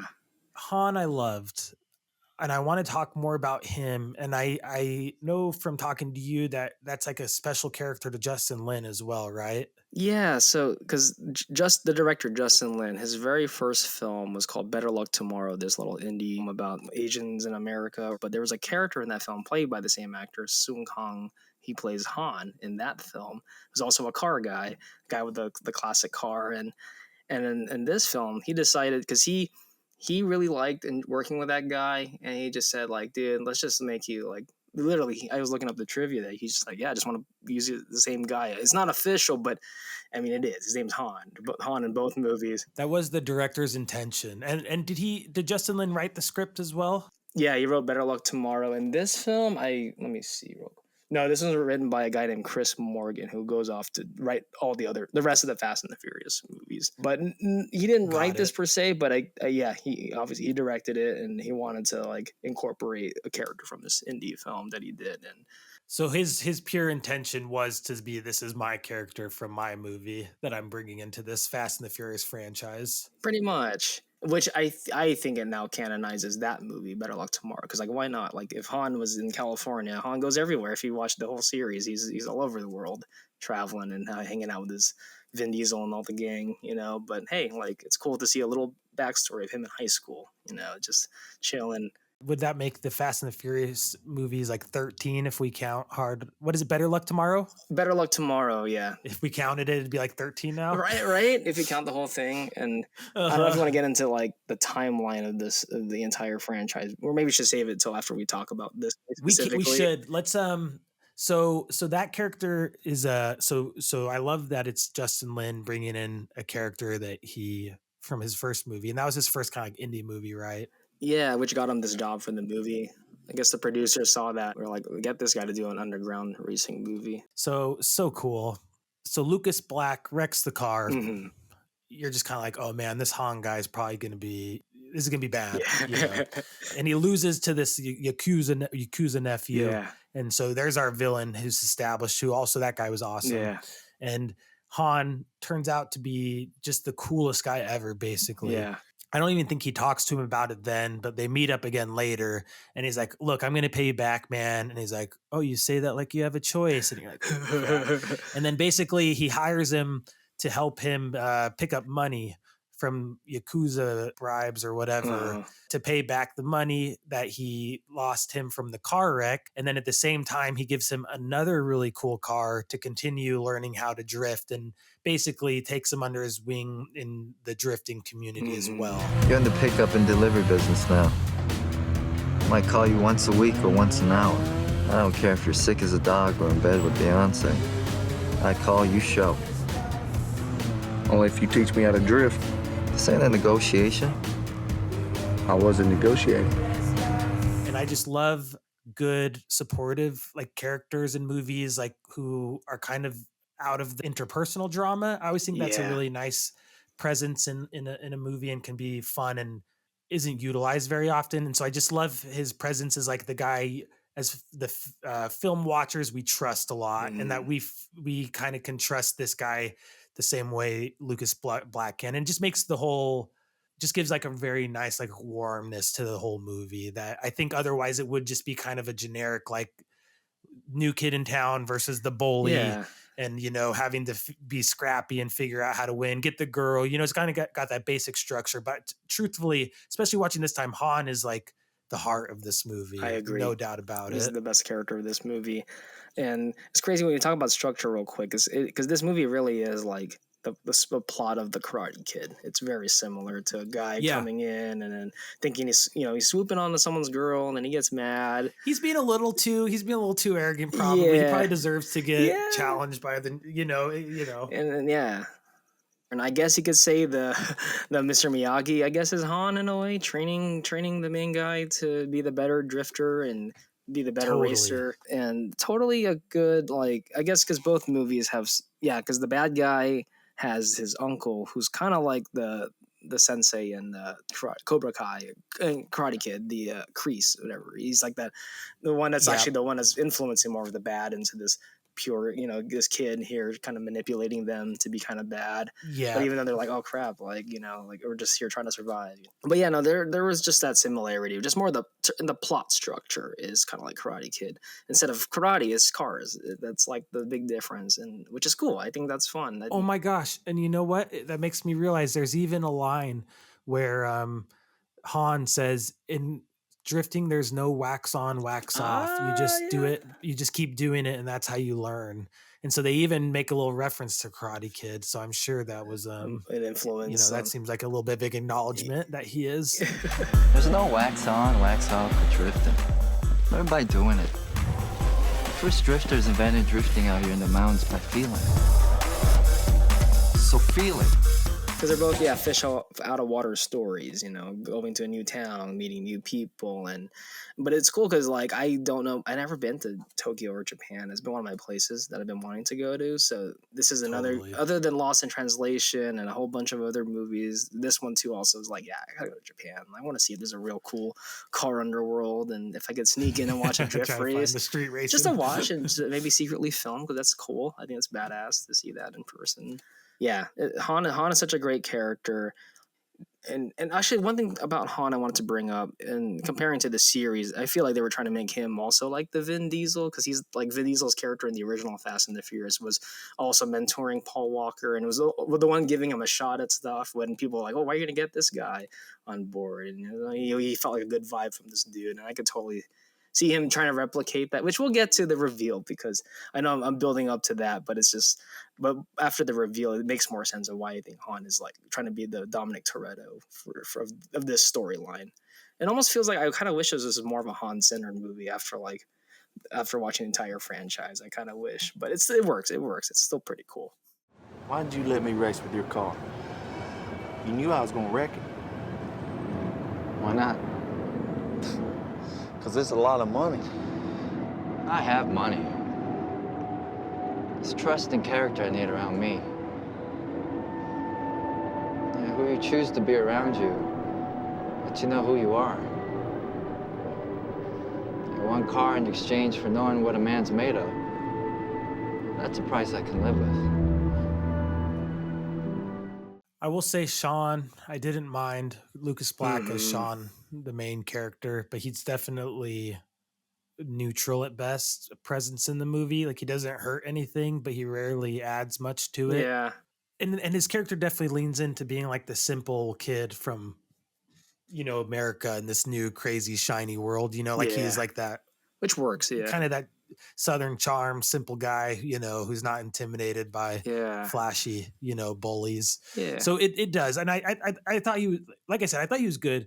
And Lucas Black is a kind of an interesting actor. He was in the Friday Night Lights film in 2004. I do remember him in that. Yeah. He's good. And again, he's good casting. Like, he's not super charismatic, but he's really solid. It's funny because I've been, slowly rewatching X-Files as the years go on. And I looking at his IMDb, I kind of vaguely remember, I forgot what episode it was, but he did show up in X-Files as a kid. Like, his face looked familiar. He did.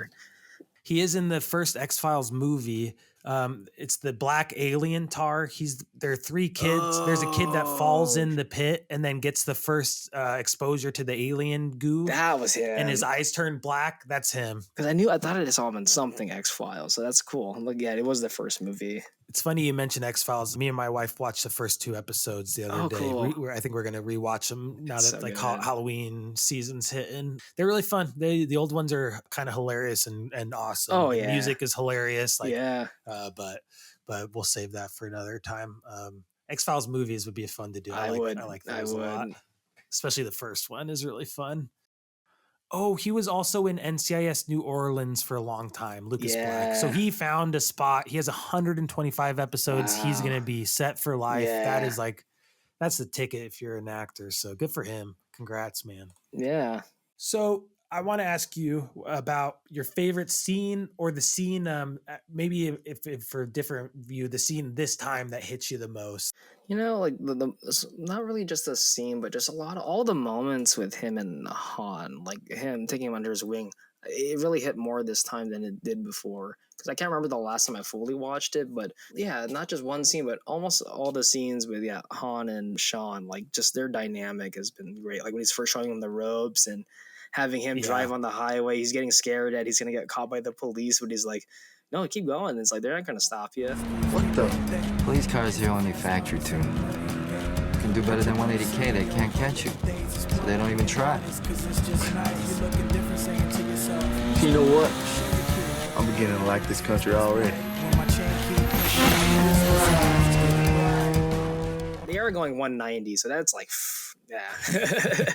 Kilometers per hour. Though, That's true. right? Which is That's a true. I little forgot. different. It's I think it's like 150 or something like that. only the U.S. use. Yeah, we don't use the metric system. That's right. Still incredibly fast. It'd be about 118 miles per hour. And that was a fun part because the point he makes is that as long as you're going over the max speed of the police cars, because they are all stock, so they know how fast they can go, the police won't even bother chasing you because you're already gone. Like, Yeah. And so as long as you're driving above that speed of the max speed of the police, you're fine. Yeah. Yeah, I would say those are my favorite parts of the movie. And all the racing stuff I love too. All the racing sequences are great. And then Yeah, they really are. Each one was really fun in its own way. yeah. One driving or drifting scene I really thought was awesome and hilarious is when Han and Sean, that's funny. When Han and Sean are circling around the girls as like a flirting peacock moment. That's right. You know? And it's just like, I love how it almost like reminded me of like Bollywood, how they'll just keep cutting to slow-mo moments to make like a 1 second moment turn into like a 10-second scene, you know? Yeah. Where it's just like, it was like so funny because they're literally, so this scene, they're drifting. There's these girls sitting there, drifting girls, and Han and Sean come up to flirt with them. And to flirt with them, they literally just drift in a perfect circle, doing like a donut around them for like, I want to say it lasts for like 2.5 minutes, truthfully. Yeah.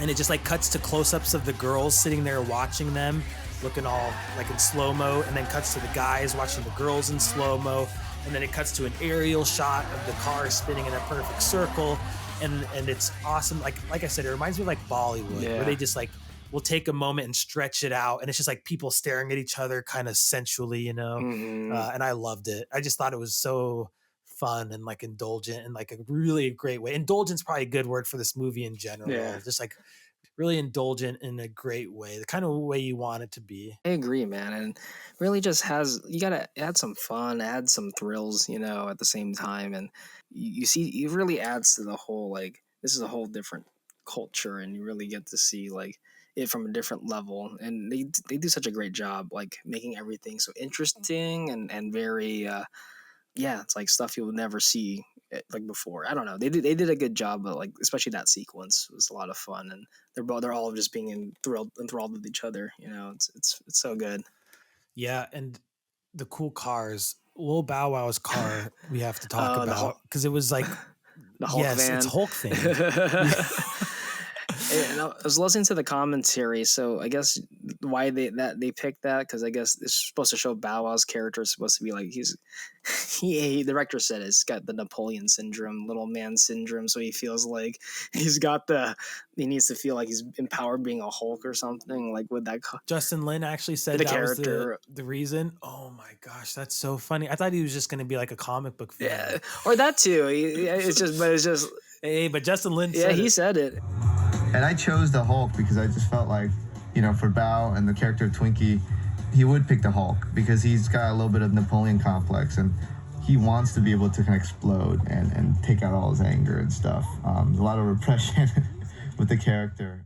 Which I like that scene because that car garage is so cool. Like seeing all those cars just come down like that. And that's like the first time they're introducing the whole scene. Yeah. Right? So cool. Such a great way to introduce it. And just like also very just Fast and the Furious. I feel like there's so many scenes in the first two of just like pulling up to all these like hot girls and like cool guys sitting with their cars, like a music video almost. Yeah. So I also like how it was a different take on that classic like Fast and the Furious trope at this point. You could call it probably. Yeah, and it also feels like those racing video games where you're scrolling to get a car and it just like, what is that? Is that it? Is that yes. it? And the arcade games, yeah. And it was a good subversive scene because you would never. In the first time I saw it, I remember being like, "Oh, he's gonna get a badass car too. He's gonna be one of these, spoiled with all the spoilers." But then, no, it's just this Hulk van just that rolls up. He's just like, "What? Like this is your car?" That garage was so cool too. Just the way you can shuffle through all the cars was just a cool old Japan technology moment, especially probably like in 2004. Was this? Is that right? 2006. Yeah. 2006. It probably would have been like extra cool. Yeah. So let's start expanding this to the franchise and let's maybe use my confusion as an entry point. Maybe you can help me out. So Han also appears in the Fast and the Furious non-Tokyo Drift movies. But he dies in this one, right? Yes. So this is a big spoiler. Han dies in a fiery car crash. It's very sad. Mm-hmm. Like I said, I forgot he died because I kept thinking, I know he's in more movies, even in my rewatch of this. Yeah.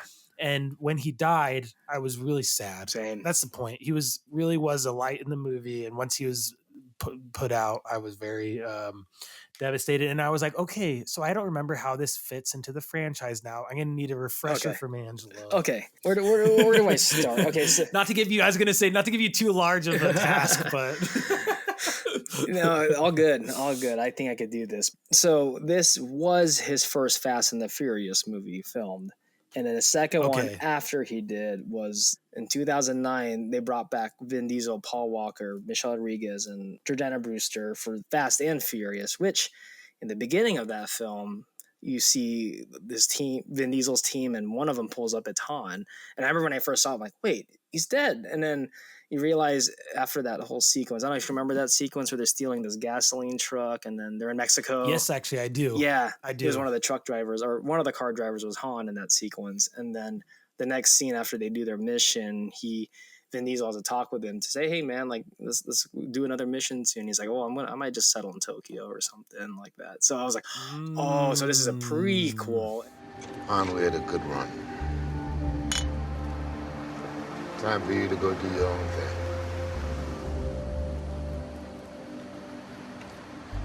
Heard they're doing some crazy shit in Tokyo. Don't go, Han. Don't go. I know.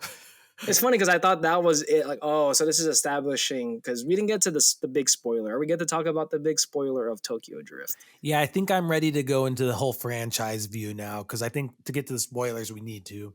Okay, Tokyo Drift. Okay, when I first saw this back then, this blew my mind, and I didn't expect it because again, this is pre-Marvel. I'll tell you one thing: this is before Marvel. This is before everybody's trying to do the whole expanded universe. So this is in 2006. This dude over here want to race the new DK. Heard he's been beating everybody around Asia too. Not tonight, Twinkie. Said he knew Han. Said Han was family. Nice ride. I won it from my friend Han a few years ago. I didn't know he was into American muscle. He was when he was rolling with me. You know this ain't no 10-second race. I got nothing but time. You ready, kid? The one and only Dominic Toretto, Vin Diesel, shows up in Tokyo in a muscle car.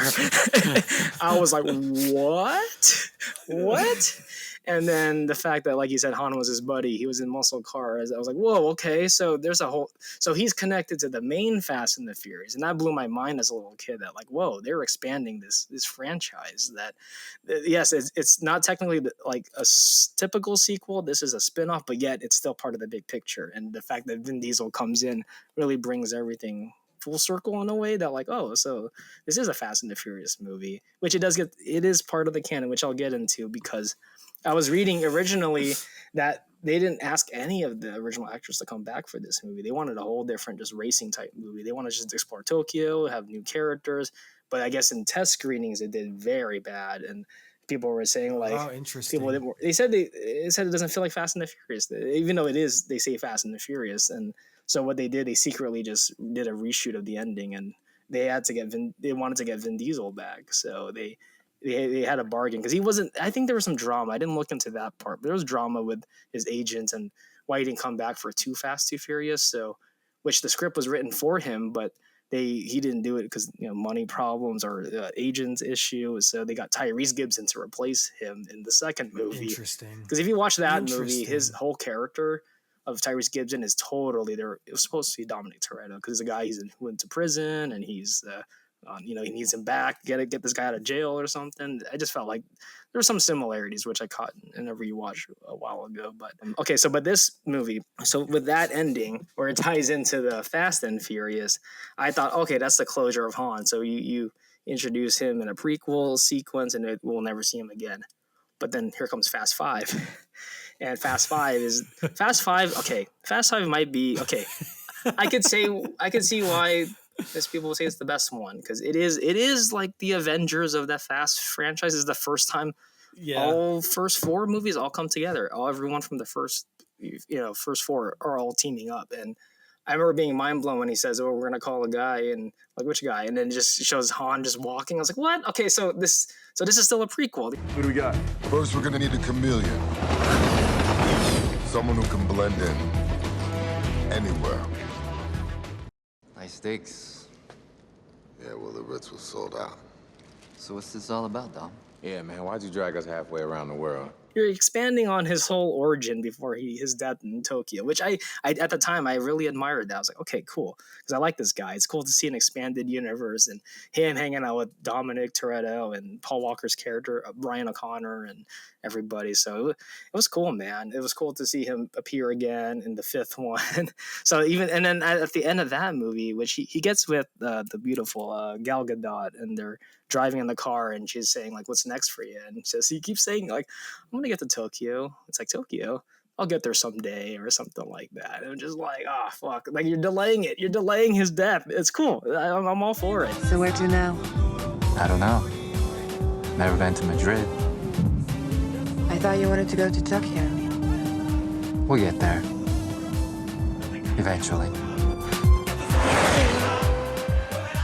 And then I think it was the 6th one he appears again, but that one was the one they finally were like, all right, let's finally like get to his death. So I don't know if you remember the 6th movie. There was a mid-credit scene where it shows again the events of Tokyo Drift, where he's being chased by the bad guy DK, and I do. Yeah, tell me again, but I do remember now. So he's is that sequence again. They replay it like Back to the Future 2 style, and the only difference, the car that hits him.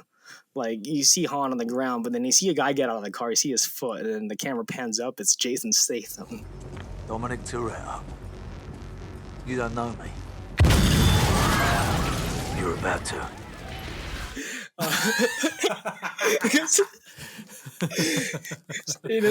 Randomly Jason Statham crashes into this guy, which you're like, wait, what? What? Jason Statham was in Tokyo after this guy, and then he calls Vin Diesel on the phone. He's like, Dominic Toretto, you don't know me, but you will. And he has a detonator and explodes his car. And I'm like, no. And especially rewatching this movie, man. I mean, no, and it's clearly that there's gasoline dripping down that caused the explosion. Like, we see it very clearly. And the car that hits him, unless it is a car in that 6th one, the car that hits him is like a Volkswagen, like sedan coupe kind of car. It's nothing special. It's like a normal, like an older Mercedes or whatever. Pedestrian, normal, casual, civilian car. Yeah, and it turns out to be Jason Statham driving that car, who's intentionally. He's coming for Dom, apparently. Now. Oh, he's hunting down so in the whole game. So that sets up the 7th one, because the 6th one, Luke Evans was the bad guy, and then you find out that he had a brother, and the brother was Jason Statham, who wants revenge for killing him or nearly killing him, and he's going after all the teams. So one of the first people he finds was Han. Han is the first guy he goes out to kill. I don't know how far he got in the franchise. Did you see the 9th one? And I don't know if you've seen the latest one. There were some ties to Han in those. I just wasn't sure if you haven't seen it. I don't want to spoil nothing. No, I don't think I have because, like I said, me and my wife watched like the first 6, and I think we were going to watch the rest of them in order. So we haven't watched any since then. But we just haven't.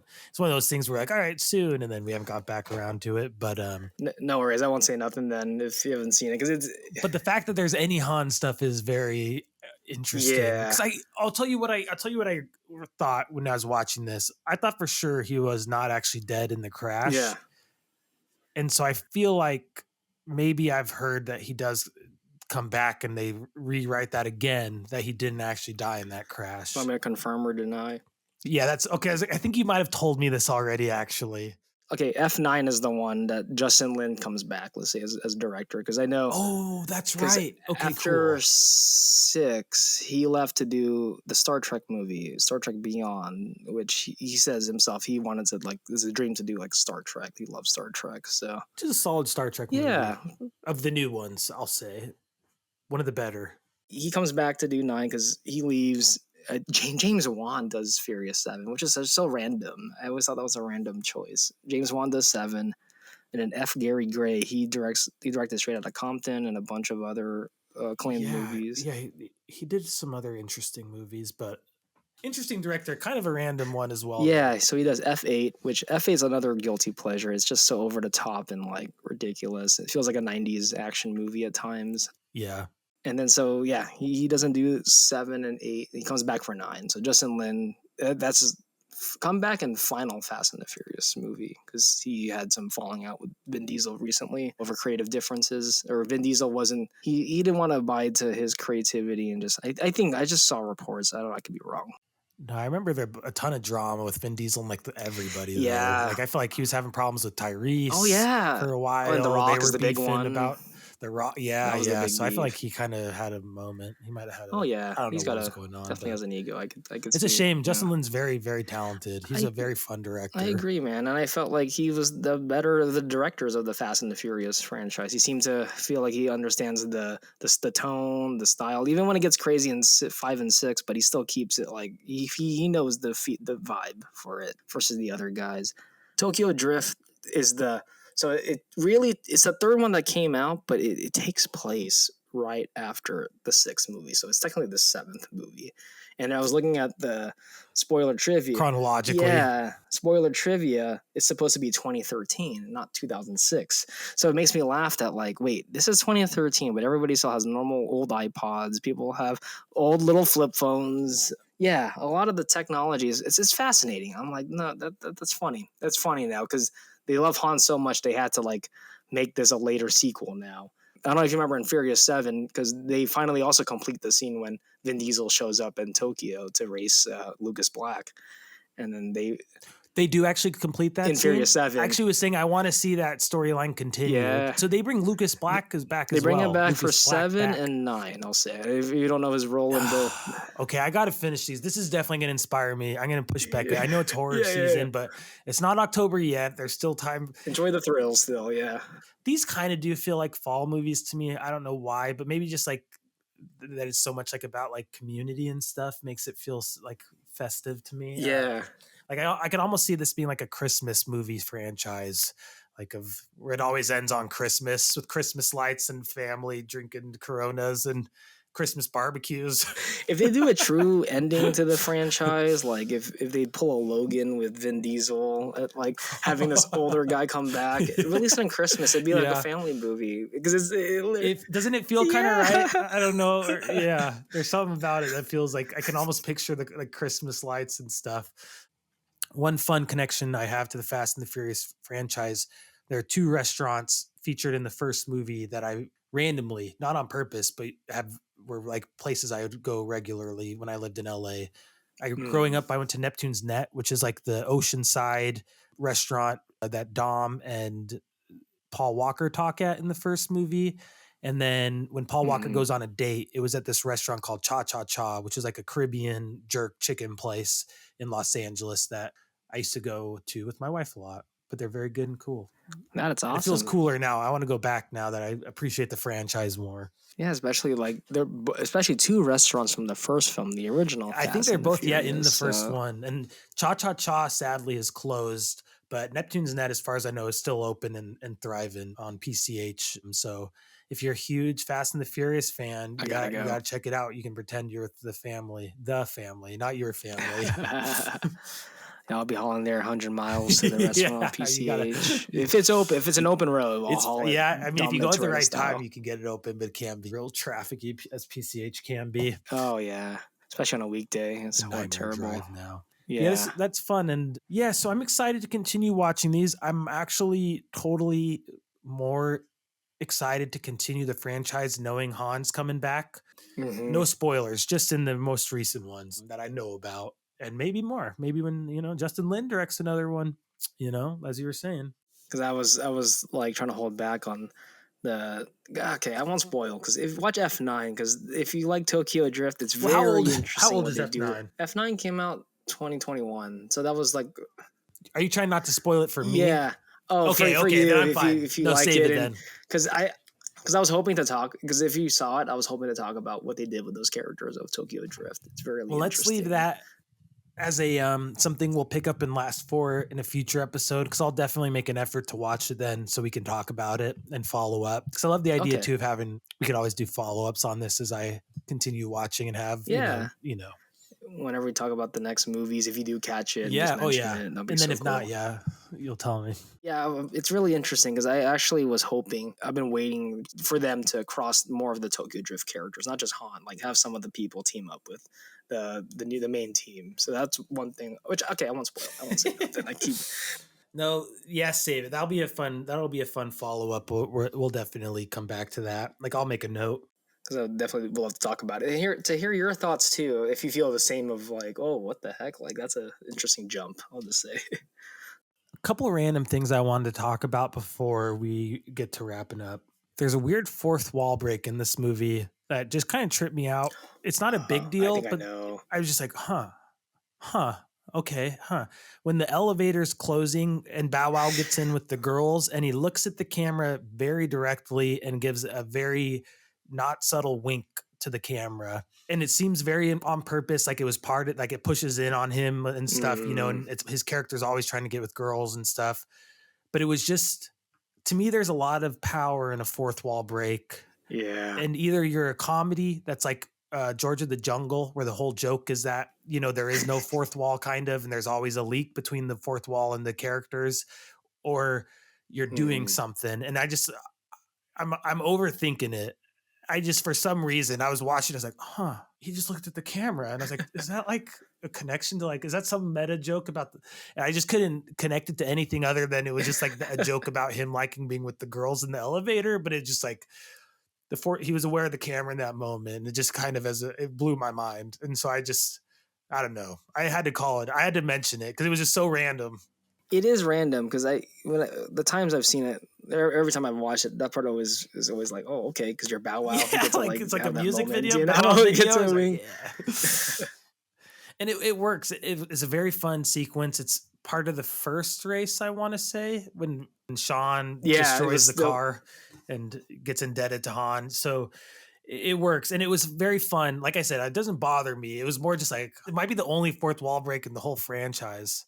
Because I know the only one, okay, it's not in the movie, but from what I know, another character that does wink at the camera is in the theme park ride or in the Fast and the Furious Supercharged on the world famous studio tour. Yeah, it's one of the weirdest, bizarre attractions ever put. Because there's a part, I think, when you go inside. For those who don't know, the studio tour takes you. This is part of the Fast and the Furious franchise. Yeah, no, this is getting to it. I'm getting there.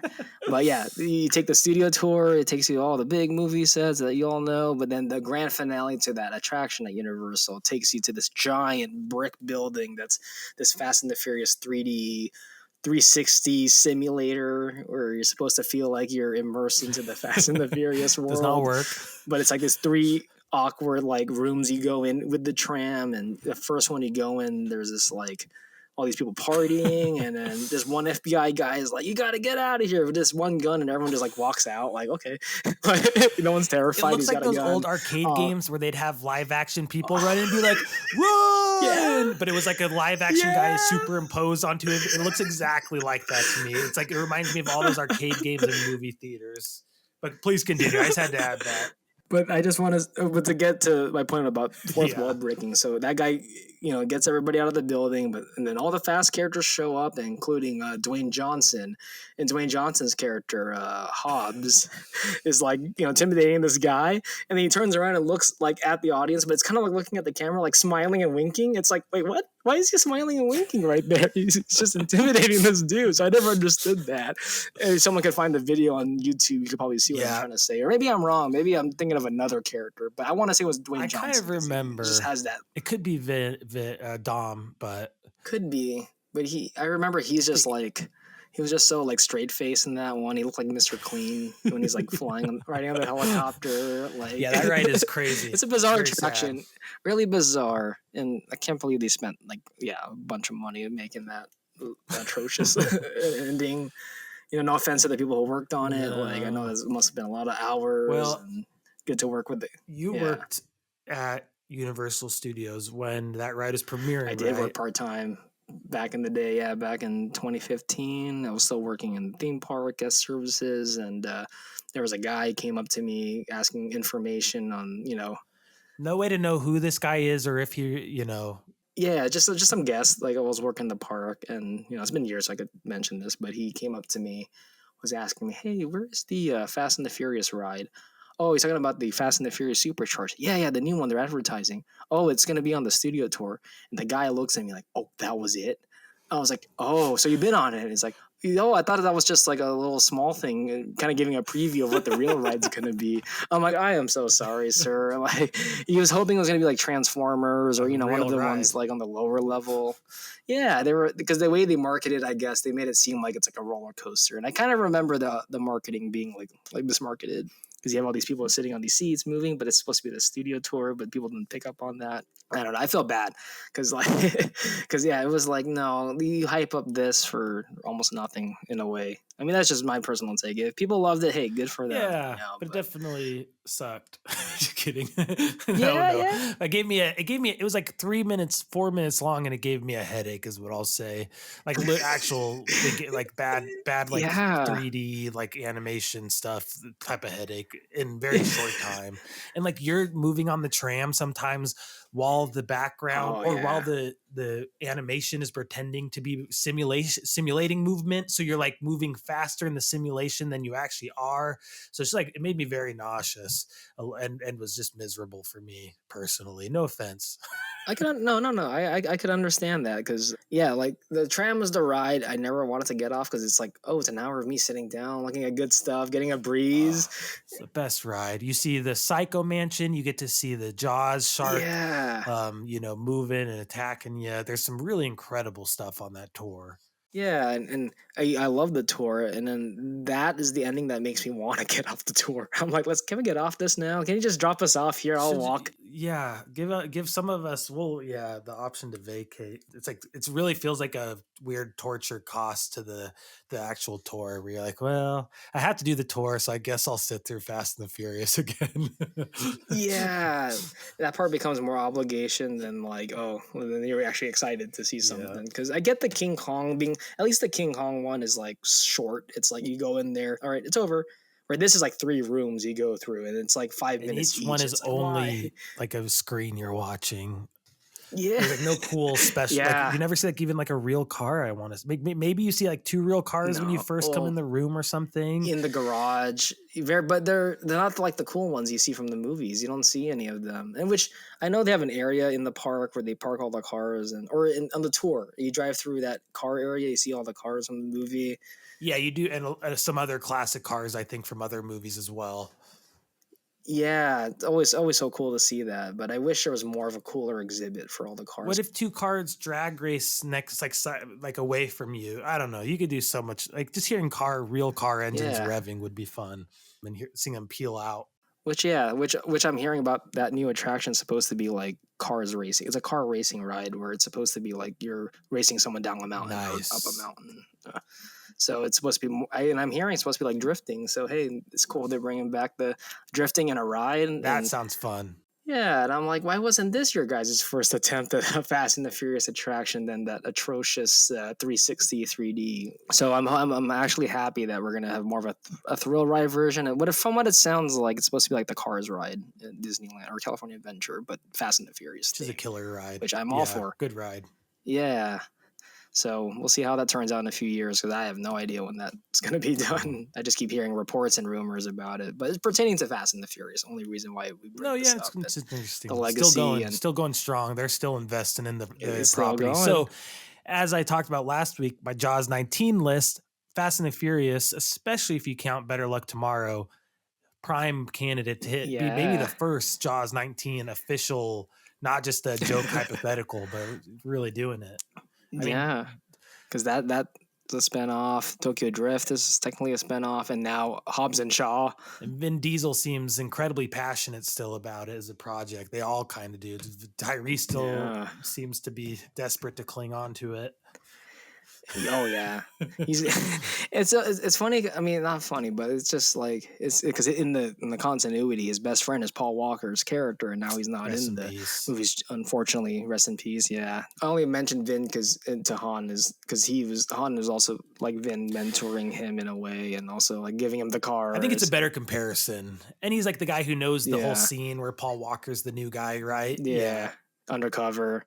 Because Paul Walker was technically the main character for like almost all of them until he died. Because Too Fast and Furious, Vin Diesel didn't show up. Paul Walker shows up. Just crazy. Kind of weird to think about. I always forget, or I didn't even realize. I've seen it, but I don't even remember that. Yeah, and I'm surprised like they didn't because I think because they didn't reach out to Paul Walker according to the trivia. So it makes me wonder like, oh, how come they didn't come up with a plot line where he has to go undercover in Tokyo or something? You know, discover this underground car racing, which would make more sense if this is supposed to be more of a Fast and the Furious sequel than this whole, more separate spin-off. So I found that very interesting choices that they went with this sequel. But also I kind of like it. It works as a standalone movie. If you show someone who wants to watch a car movie who's never seen any of them, I think it's a good gateway for some. And I think it was a gateway for some friends of mine back in the day. I remember went to see it and none of them have seen the first two. So I was like, oh shit, okay, this would be a first for people. I think definitely would, especially with the Dom teaser where you're like, oh, cool. Okay, I want to see more of this. And like, okay, I'll go watch that guy's like origin story now. Like, sure. And then especially knowing now how Han will come back and reconnect with the franchise again, where you can be like, yeah, I think it's a good kind of primer for the whole thing. And it's, maybe if like Dom and Paul Walker and just that classic Fast and the Furious like vibe that maybe you got tired of hearing about, it might give you another entry point that's more accessible for people who might have kind of like what Ian was saying, where he was like, I just never got into it, where, so yeah, I agree. Yeah. And I think this one would be a good one to start actually. Yeah. Actually, like, because I think you can start with the first one, but like I've seen some people be like, this movie's kind of whack, like I've seen people like talk about it back in the day. But I think this one would be a good entry, like a gateway to that franchise. If you love this Tokyo, this world, and you like that guy who shows up at the end, then there you go. That should be your, your leeway. Yeah, that's awesome. But yeah, so crazy before pre-MCU, man, seeing an expanded universe like concept. MCU gets a lot of credit for it, and they definitely did it like in a more fleshed out way than anybody else, but it is fun seeing these people who are kind of on that track and kind of on the pulse, like we're Fast and the Furious, and clearly that they're still a huge franchise is like indication of they're doing something right. In my opinion, they're clearly connecting with an audience that wants to keep coming back. So it's just cool seeing what's turned into, the machine of the franchise reboot machine now, kind of the infancy of Fast and the Furious. Again, kind of like we've talked about another franchise that kind of got people kind of joke, like turned into a joke franchise, but maybe it was more of like a pioneer than we give credit for, of connected universes, of never-ending franchises, of how to keep core storyline with core characters while still having people come in and out as you have to deal with actor schedules and egos, Yeah, it is very interesting in that way, and they're still going like that. You got to give credit. You They're got to still give credit. going. In a way, like I know they're still gonna go, and they're probably gonna keep going until they all just are just too old to do it. It won't surprise me, but I honestly just want another one where let's go back to Tokyo and let's start drifting a little bit again. That would be a refresher for that franchise because where it's going right now, it's trying to hype up this big grand like endgame type finale. Especially they can't believe they split the 10th movie into 3 parts according to Vin Diesel. Unreal. Yeah, and Unreal. that really pissed me off because I was enjoying how ridiculous it is, but the way it ended, I was like, no, don't do this. Spider-Verse could do this, and other Mission Impossible could do it, but not you Fast. Don't do this. Don't make me. Don't leave it on the lamest cliffhanger and make me want to get excited for the next one because I was just like, no, just end it now. Like you're there, just end this saga now. And I know it's a money thing. I know the more you know, they're probably making millions. Yeah. But I'm like 3 parts. Like everyone's doing 2 parts, so it's very interesting. I mean, I guess it is. Maybe it's another visionary move that in 20 years we'll be saying, remember how we thought a 3-part finale was ridiculous, and now we've got quintuplet finales. Yeah. You know, now they're doing. Oh, I know. The finale right? is going to be a 10 episode a season TV show for the finale of the movie franchise. That'd be funny if it just never ends. They just keep expanding. Oh, it's not. This is the end of the trilogy, but it's going to continue in the series. It's like no, the never-ending finale. No. I mean, soap operas have done it where they just keep just making stuff up to renew interest and bring it. You know, who knows? Why not? Why not? That is true, and they are known for that. They just bring in who's the next big guy. Like they always get like the big actors. Like John Cena was in 9, and then the 10th one and onwards, Jason Momoa is supposed to be the baddie, and which he's having a blast, which I give credit for. At least he seems like he's on vacation, not giving a damn. You know, in that aspect, it's kind of fun. But if you're gonna take it seriously, I could see people like, oh, this is this is too much. But I don't know. We'll see where this franchise goes, man. We'll see what else they'll do and how they'll end the saga if they end. Yeah. Well, I was gonna ask for your pitch for a sequel, but you already did it, and I agree with your pitch. I want to. Tokyo Still Drifts. That's what I want to call it. Fast and the Furious, Tokyo Still Drifts. And it goes back and we get to see those characters again. Maybe the Yakuza nephew guy can be like the new main character or like the new Godfather, like the new Mr. Miyagi who's like the cool, he's kind of grown up and maybe he's like more chill now. Kind of like more like his uncle was, where he's just more of like he's not less of a chip on his shoulder. I'd love to revisit him because again, I really liked him. Yeah. One thing I didn't he was quite good. get to. So the ending, they do a final race to settle the beef. Basically, they're like, Sean goes to the Uncle Yakuza, and he's like, hey, me and your nephew have created so many problems for you. For us. I'm asking you to allow us to settle this once and for all.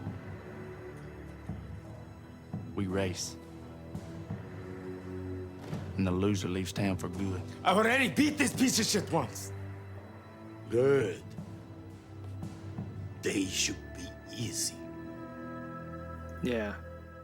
He has no car, so he has to rebuild his dad's Mustang that his dad has been working on throughout the movie, which I also thought that was a fun detail that his dad really becomes a part of the finale instead of just being like, good luck, son, like go to get him. But he really is integral to the finale and getting a new car.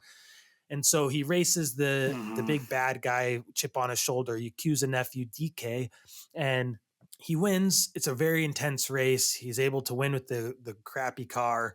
You know, it's very close. The Yakuza guy, another thing I liked, he loses because of his arrogance. Like ultimately he messes up because he's worried too much he gets angry, and his anger has him make mistakes. So theoretically he probably could have beat Sean, which I like too, because that means Sean isn't actually better than him yet. He just raced better than him in that race. And then, so this is what gets me. Yeah. DK loses, and it's horrible. Like, it's sad that he loses. Like, all right, you know, that's a bummer already. Yeah. But he goes in this crazy crash. He like flips off the road. He flies down, almost hits Sean again, landing on top of him basically as Sean's done a turn and come below him. And then just basically lands on his head and gets like dragged out of his car by his friends. He's still alive and fine. but I felt so bad for him. I was like, you can't even let him have like a dignified ending, because like he was never too bad of a bully. Like he never like got too far. Like you kind of get from his perspective, like, hey, like that is his girl, and he's yes, that's his girlfriend. Part of me was like, dude, like stop hitting on, like don't be so blatant. Like they're going on dates while she's still technically like living at this guy's house. Like yeah. And so that was interesting. Yeah. And so anyway, I felt like he was definitely a bad guy, but he wasn't a bad guy. And he got treated though like he was like evil at the end. And I just like I want justice for DK a little bit. And so I'd love a sequel where he gets to like have grown up and gets to be like kind of what I hoped he'd be at the end, where he's like, you know what, like we went car to car, you know, and you beat me, and you know, I didn't make the turns I needed to make, and like I respect that. And like, you know, at the end of the day, I still can get that. Like I can lose without, you know, being a total baby. But he never got that moment. I felt like he deserved a hero arc a little bit, kind of like Top Gun, where they're friendly rivals, and by the end they're brothers. You know what I mean? They kind of get, you know, they realize, with Hangman and Rooster. Yeah, and it's funny you bring that up because I was watching the deleted scenes, because in the final edit you don't see what happens to him after he crashes, right? You just see the car crash, and he like gets out of the car and he's like mad, and then that's it. Yeah, and that we see that, and in the deleted scene there's a part where he actually walks up to him all bloodied up to the uncle and Sean, you know, pretty much saying he has no words, he's just looking at them, you know. And I'm like, oh, why didn't they leave this in this movie? I know you said for pacing reasons, but that's kind of important to kind of show this aftermath of like, okay, I lose. How he handled the loss. Yeah. You need to see is if he's still a bully or if he got a chance to grow up. And I felt like his character deserved a chance to like grow past it. Yeah, no, I felt like, he could have used that actually. Maybe I'll send you the deleted scenes. Yeah, I'd love to see it. That's interesting, because it almost does sound closer to that, where he's not technically admitting he lost, but he is still going, and it's like he's not talking crap anymore. Like he you know, in his way, he's acknowledging like, I lost, you beat me, like I couldn't hang. Yeah, a good visual of defeat on you know, through expression and emotion. Yeah, that's a shame that got cut. I think it deserved, and either way, not only deserved, but needed to the wrap up beat for his character. Again, how did he react to the loss? We know he's mad, but did because at least that would have been like, all right, he's just gonna walk it off. You know, go to the hospital. Yeah, also I was like, is he dead? Like, I think they show him get up, because like, okay, he's alive at least. Yeah. There's some crazy car crashes people survive in this. Yeah, even like civilians, right, get crushed and stuff. So well, like when Han gets crushed, the car that hits Han, that person probably died. Oh, the one that's before he was Jason changed Statham. Yes. Oh, and because that's a bad smash. Yeah. The first car crash that gets him sent to Japan, when it's actually, and this I wanted to give a little shout out. It is a one of the sons from Home Improvement is in the very beginning. He's the first bully. Yeah, that kind of provokes Sean and gets him sent. And he's racing over a girl, like what happens in Japan. Yeah. But it's the oldest brother from Home Improvement plays the bully. Hey, you talking to my girl? Oh shit, here we go. Well, she was just admiring my ride.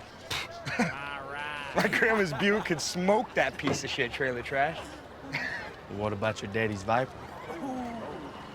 This beast's got 500 horsepower and a Borla exhaust system. It does 0 to 60 in like 4.3 seconds. That's about right. That's about right. Yeah. Wow. You can read the brochure. But basically, they're racing through a housing development, and the bully ends up crashing the car with the hot girl in the car, and they crash head on into like a highway divider or something like that. And I'm like, oh, they're dead. They're so dead. And then they show them later, and they just have like cuts and bruises on their face. And I'm like, no. That was a rest in peace crash. But there was a few of them in this one where I'm like, no way. That was too Dude, much. Yeah, even Lucas Black's car crash was bad. That same opening smashed. race. Yeah. When she has a bloody mouth, but come on, real life, you'd be having a lot more. Trauma. Unit. You'd be in a hospital bed. Yeah. Again, it's a campy movie, so it didn't bother me, but it was definitely genuine surprise when they were just okay after some of those crashes. Be safe, everybody. Be safe driving. Cars are very dangerous. Rest in peace, Paul Walker.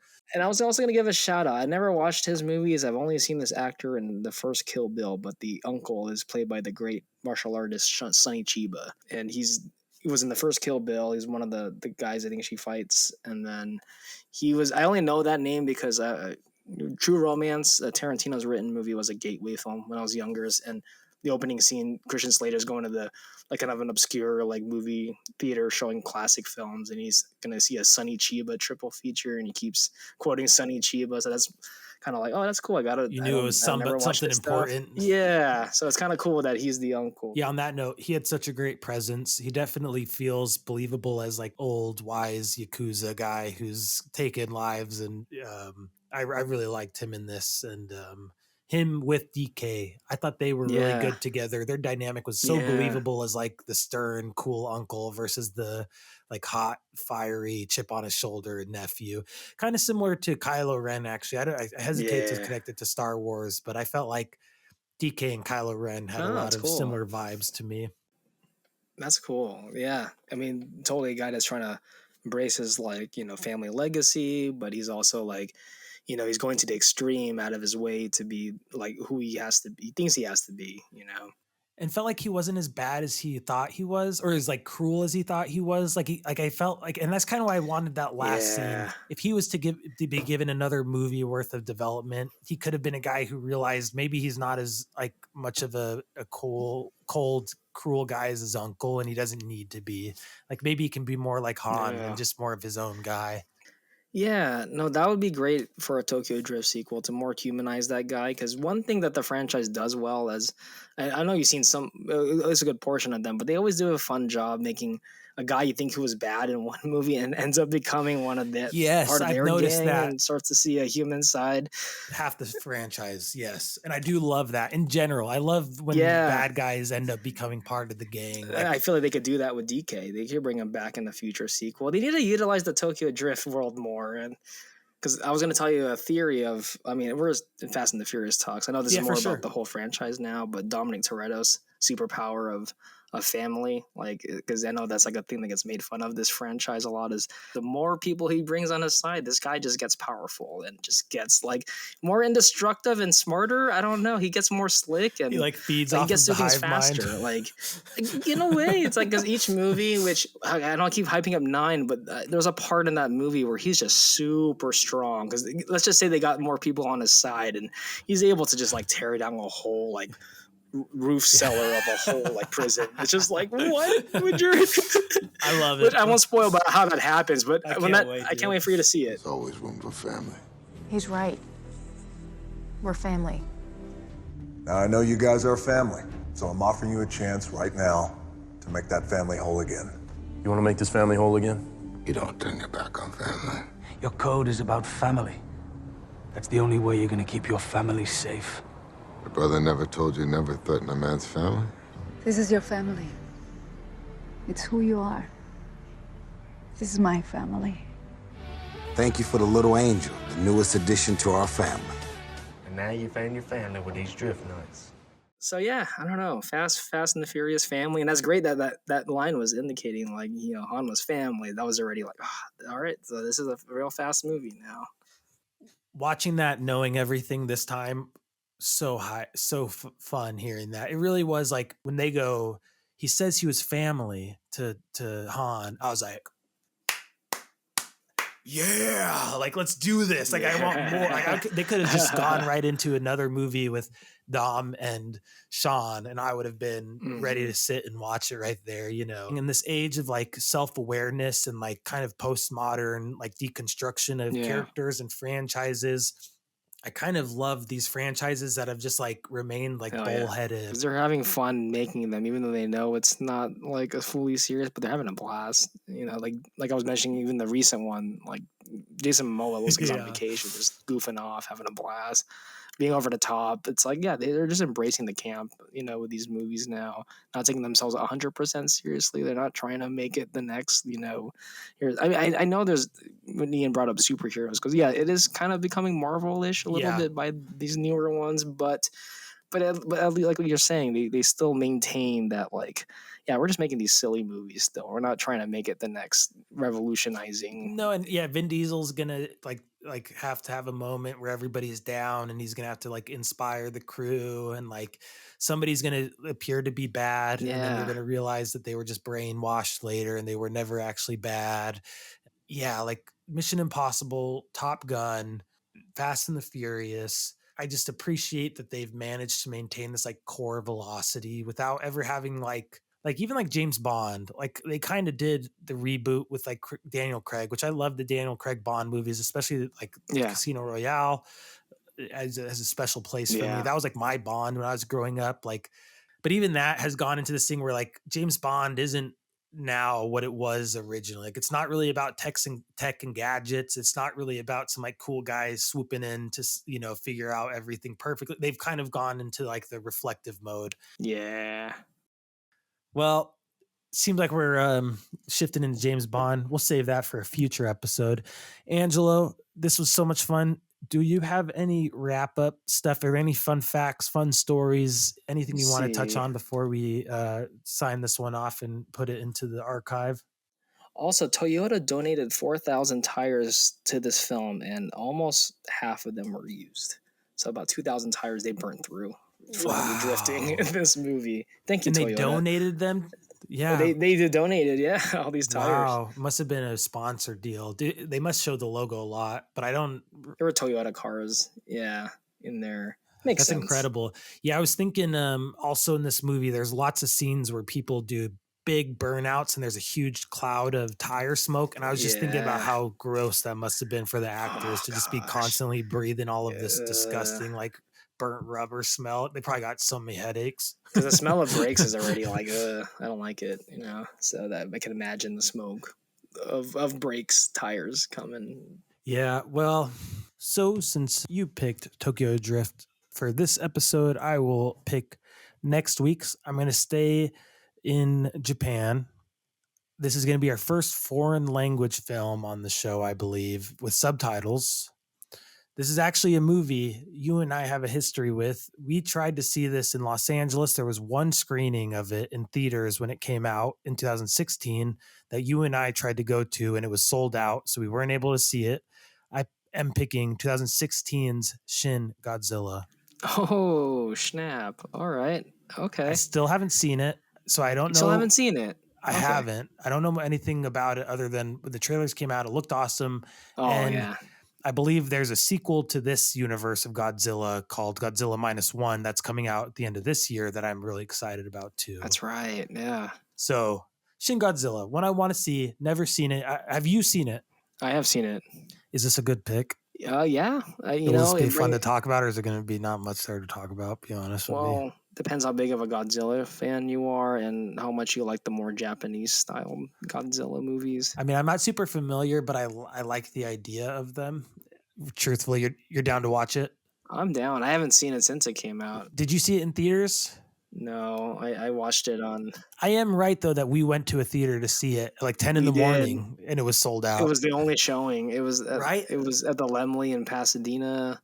It was, and it's so funny. I don't know why it was only showing on one screen. Like, come on, bring on Godzilla to every big and it was screen. Like literally one screening at like 10 in the morning. That was it. They weren't. It's not even like they were playing it for the day. It was one time they played it through in a theater that we found.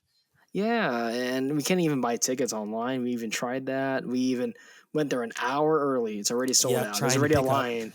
Yeah, it was crazy. It was insane. And I was so excited because we made the trip down there. And we've been watching this. Yeah, that trailer was fantastic back in the day when we were watching it. So yeah, so I've been excited to watch this for about like 7 years now. So this is a good excuse to finally do it. And all right, yeah.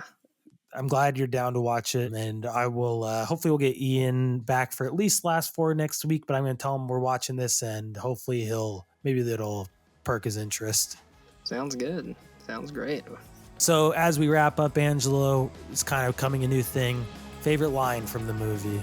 You know, this is a line that I feel like that Tom Cruise ripped this off in Top Gun, but I think Fast and the Furious did it with it's not the car, it's the driver. But this one I think says it's not the car, it's the rider. He says something along those lines, and that's cool. I mean, hey, I love Top Gun also, but I found that very similar, and it's a line that's been sticking with me for this movie. Yeah, I like that a lot. And if I have one. It's not a spoken line, or I can't repeat it, but I love the fishermen who are watching Sean train. Yeah. And at first it just looks like they're annoyed of all the noise. And so you're just thinking that they're getting bugged. And then it shows them and they go, "You call that drifting?" And they laugh at Sean. And then later in the movie, they look at each other and just like kind of nod. And they go, "Not bad, not bad." So those two little jokes I really liked. And I really liked those guys. Even though that's like the only two moments of the movie really they get, but truthfully that cracked me up. It was just cute and fun and heartwarming. Because they're just chilling, fishing, and I think they were fishing. I could be wrong. They're fishing. Yeah. I'm just kind of paying attention. Well, Angelo, that was awesome. I appreciate you joining me. Everybody, go watch a movie. Go watch a movie.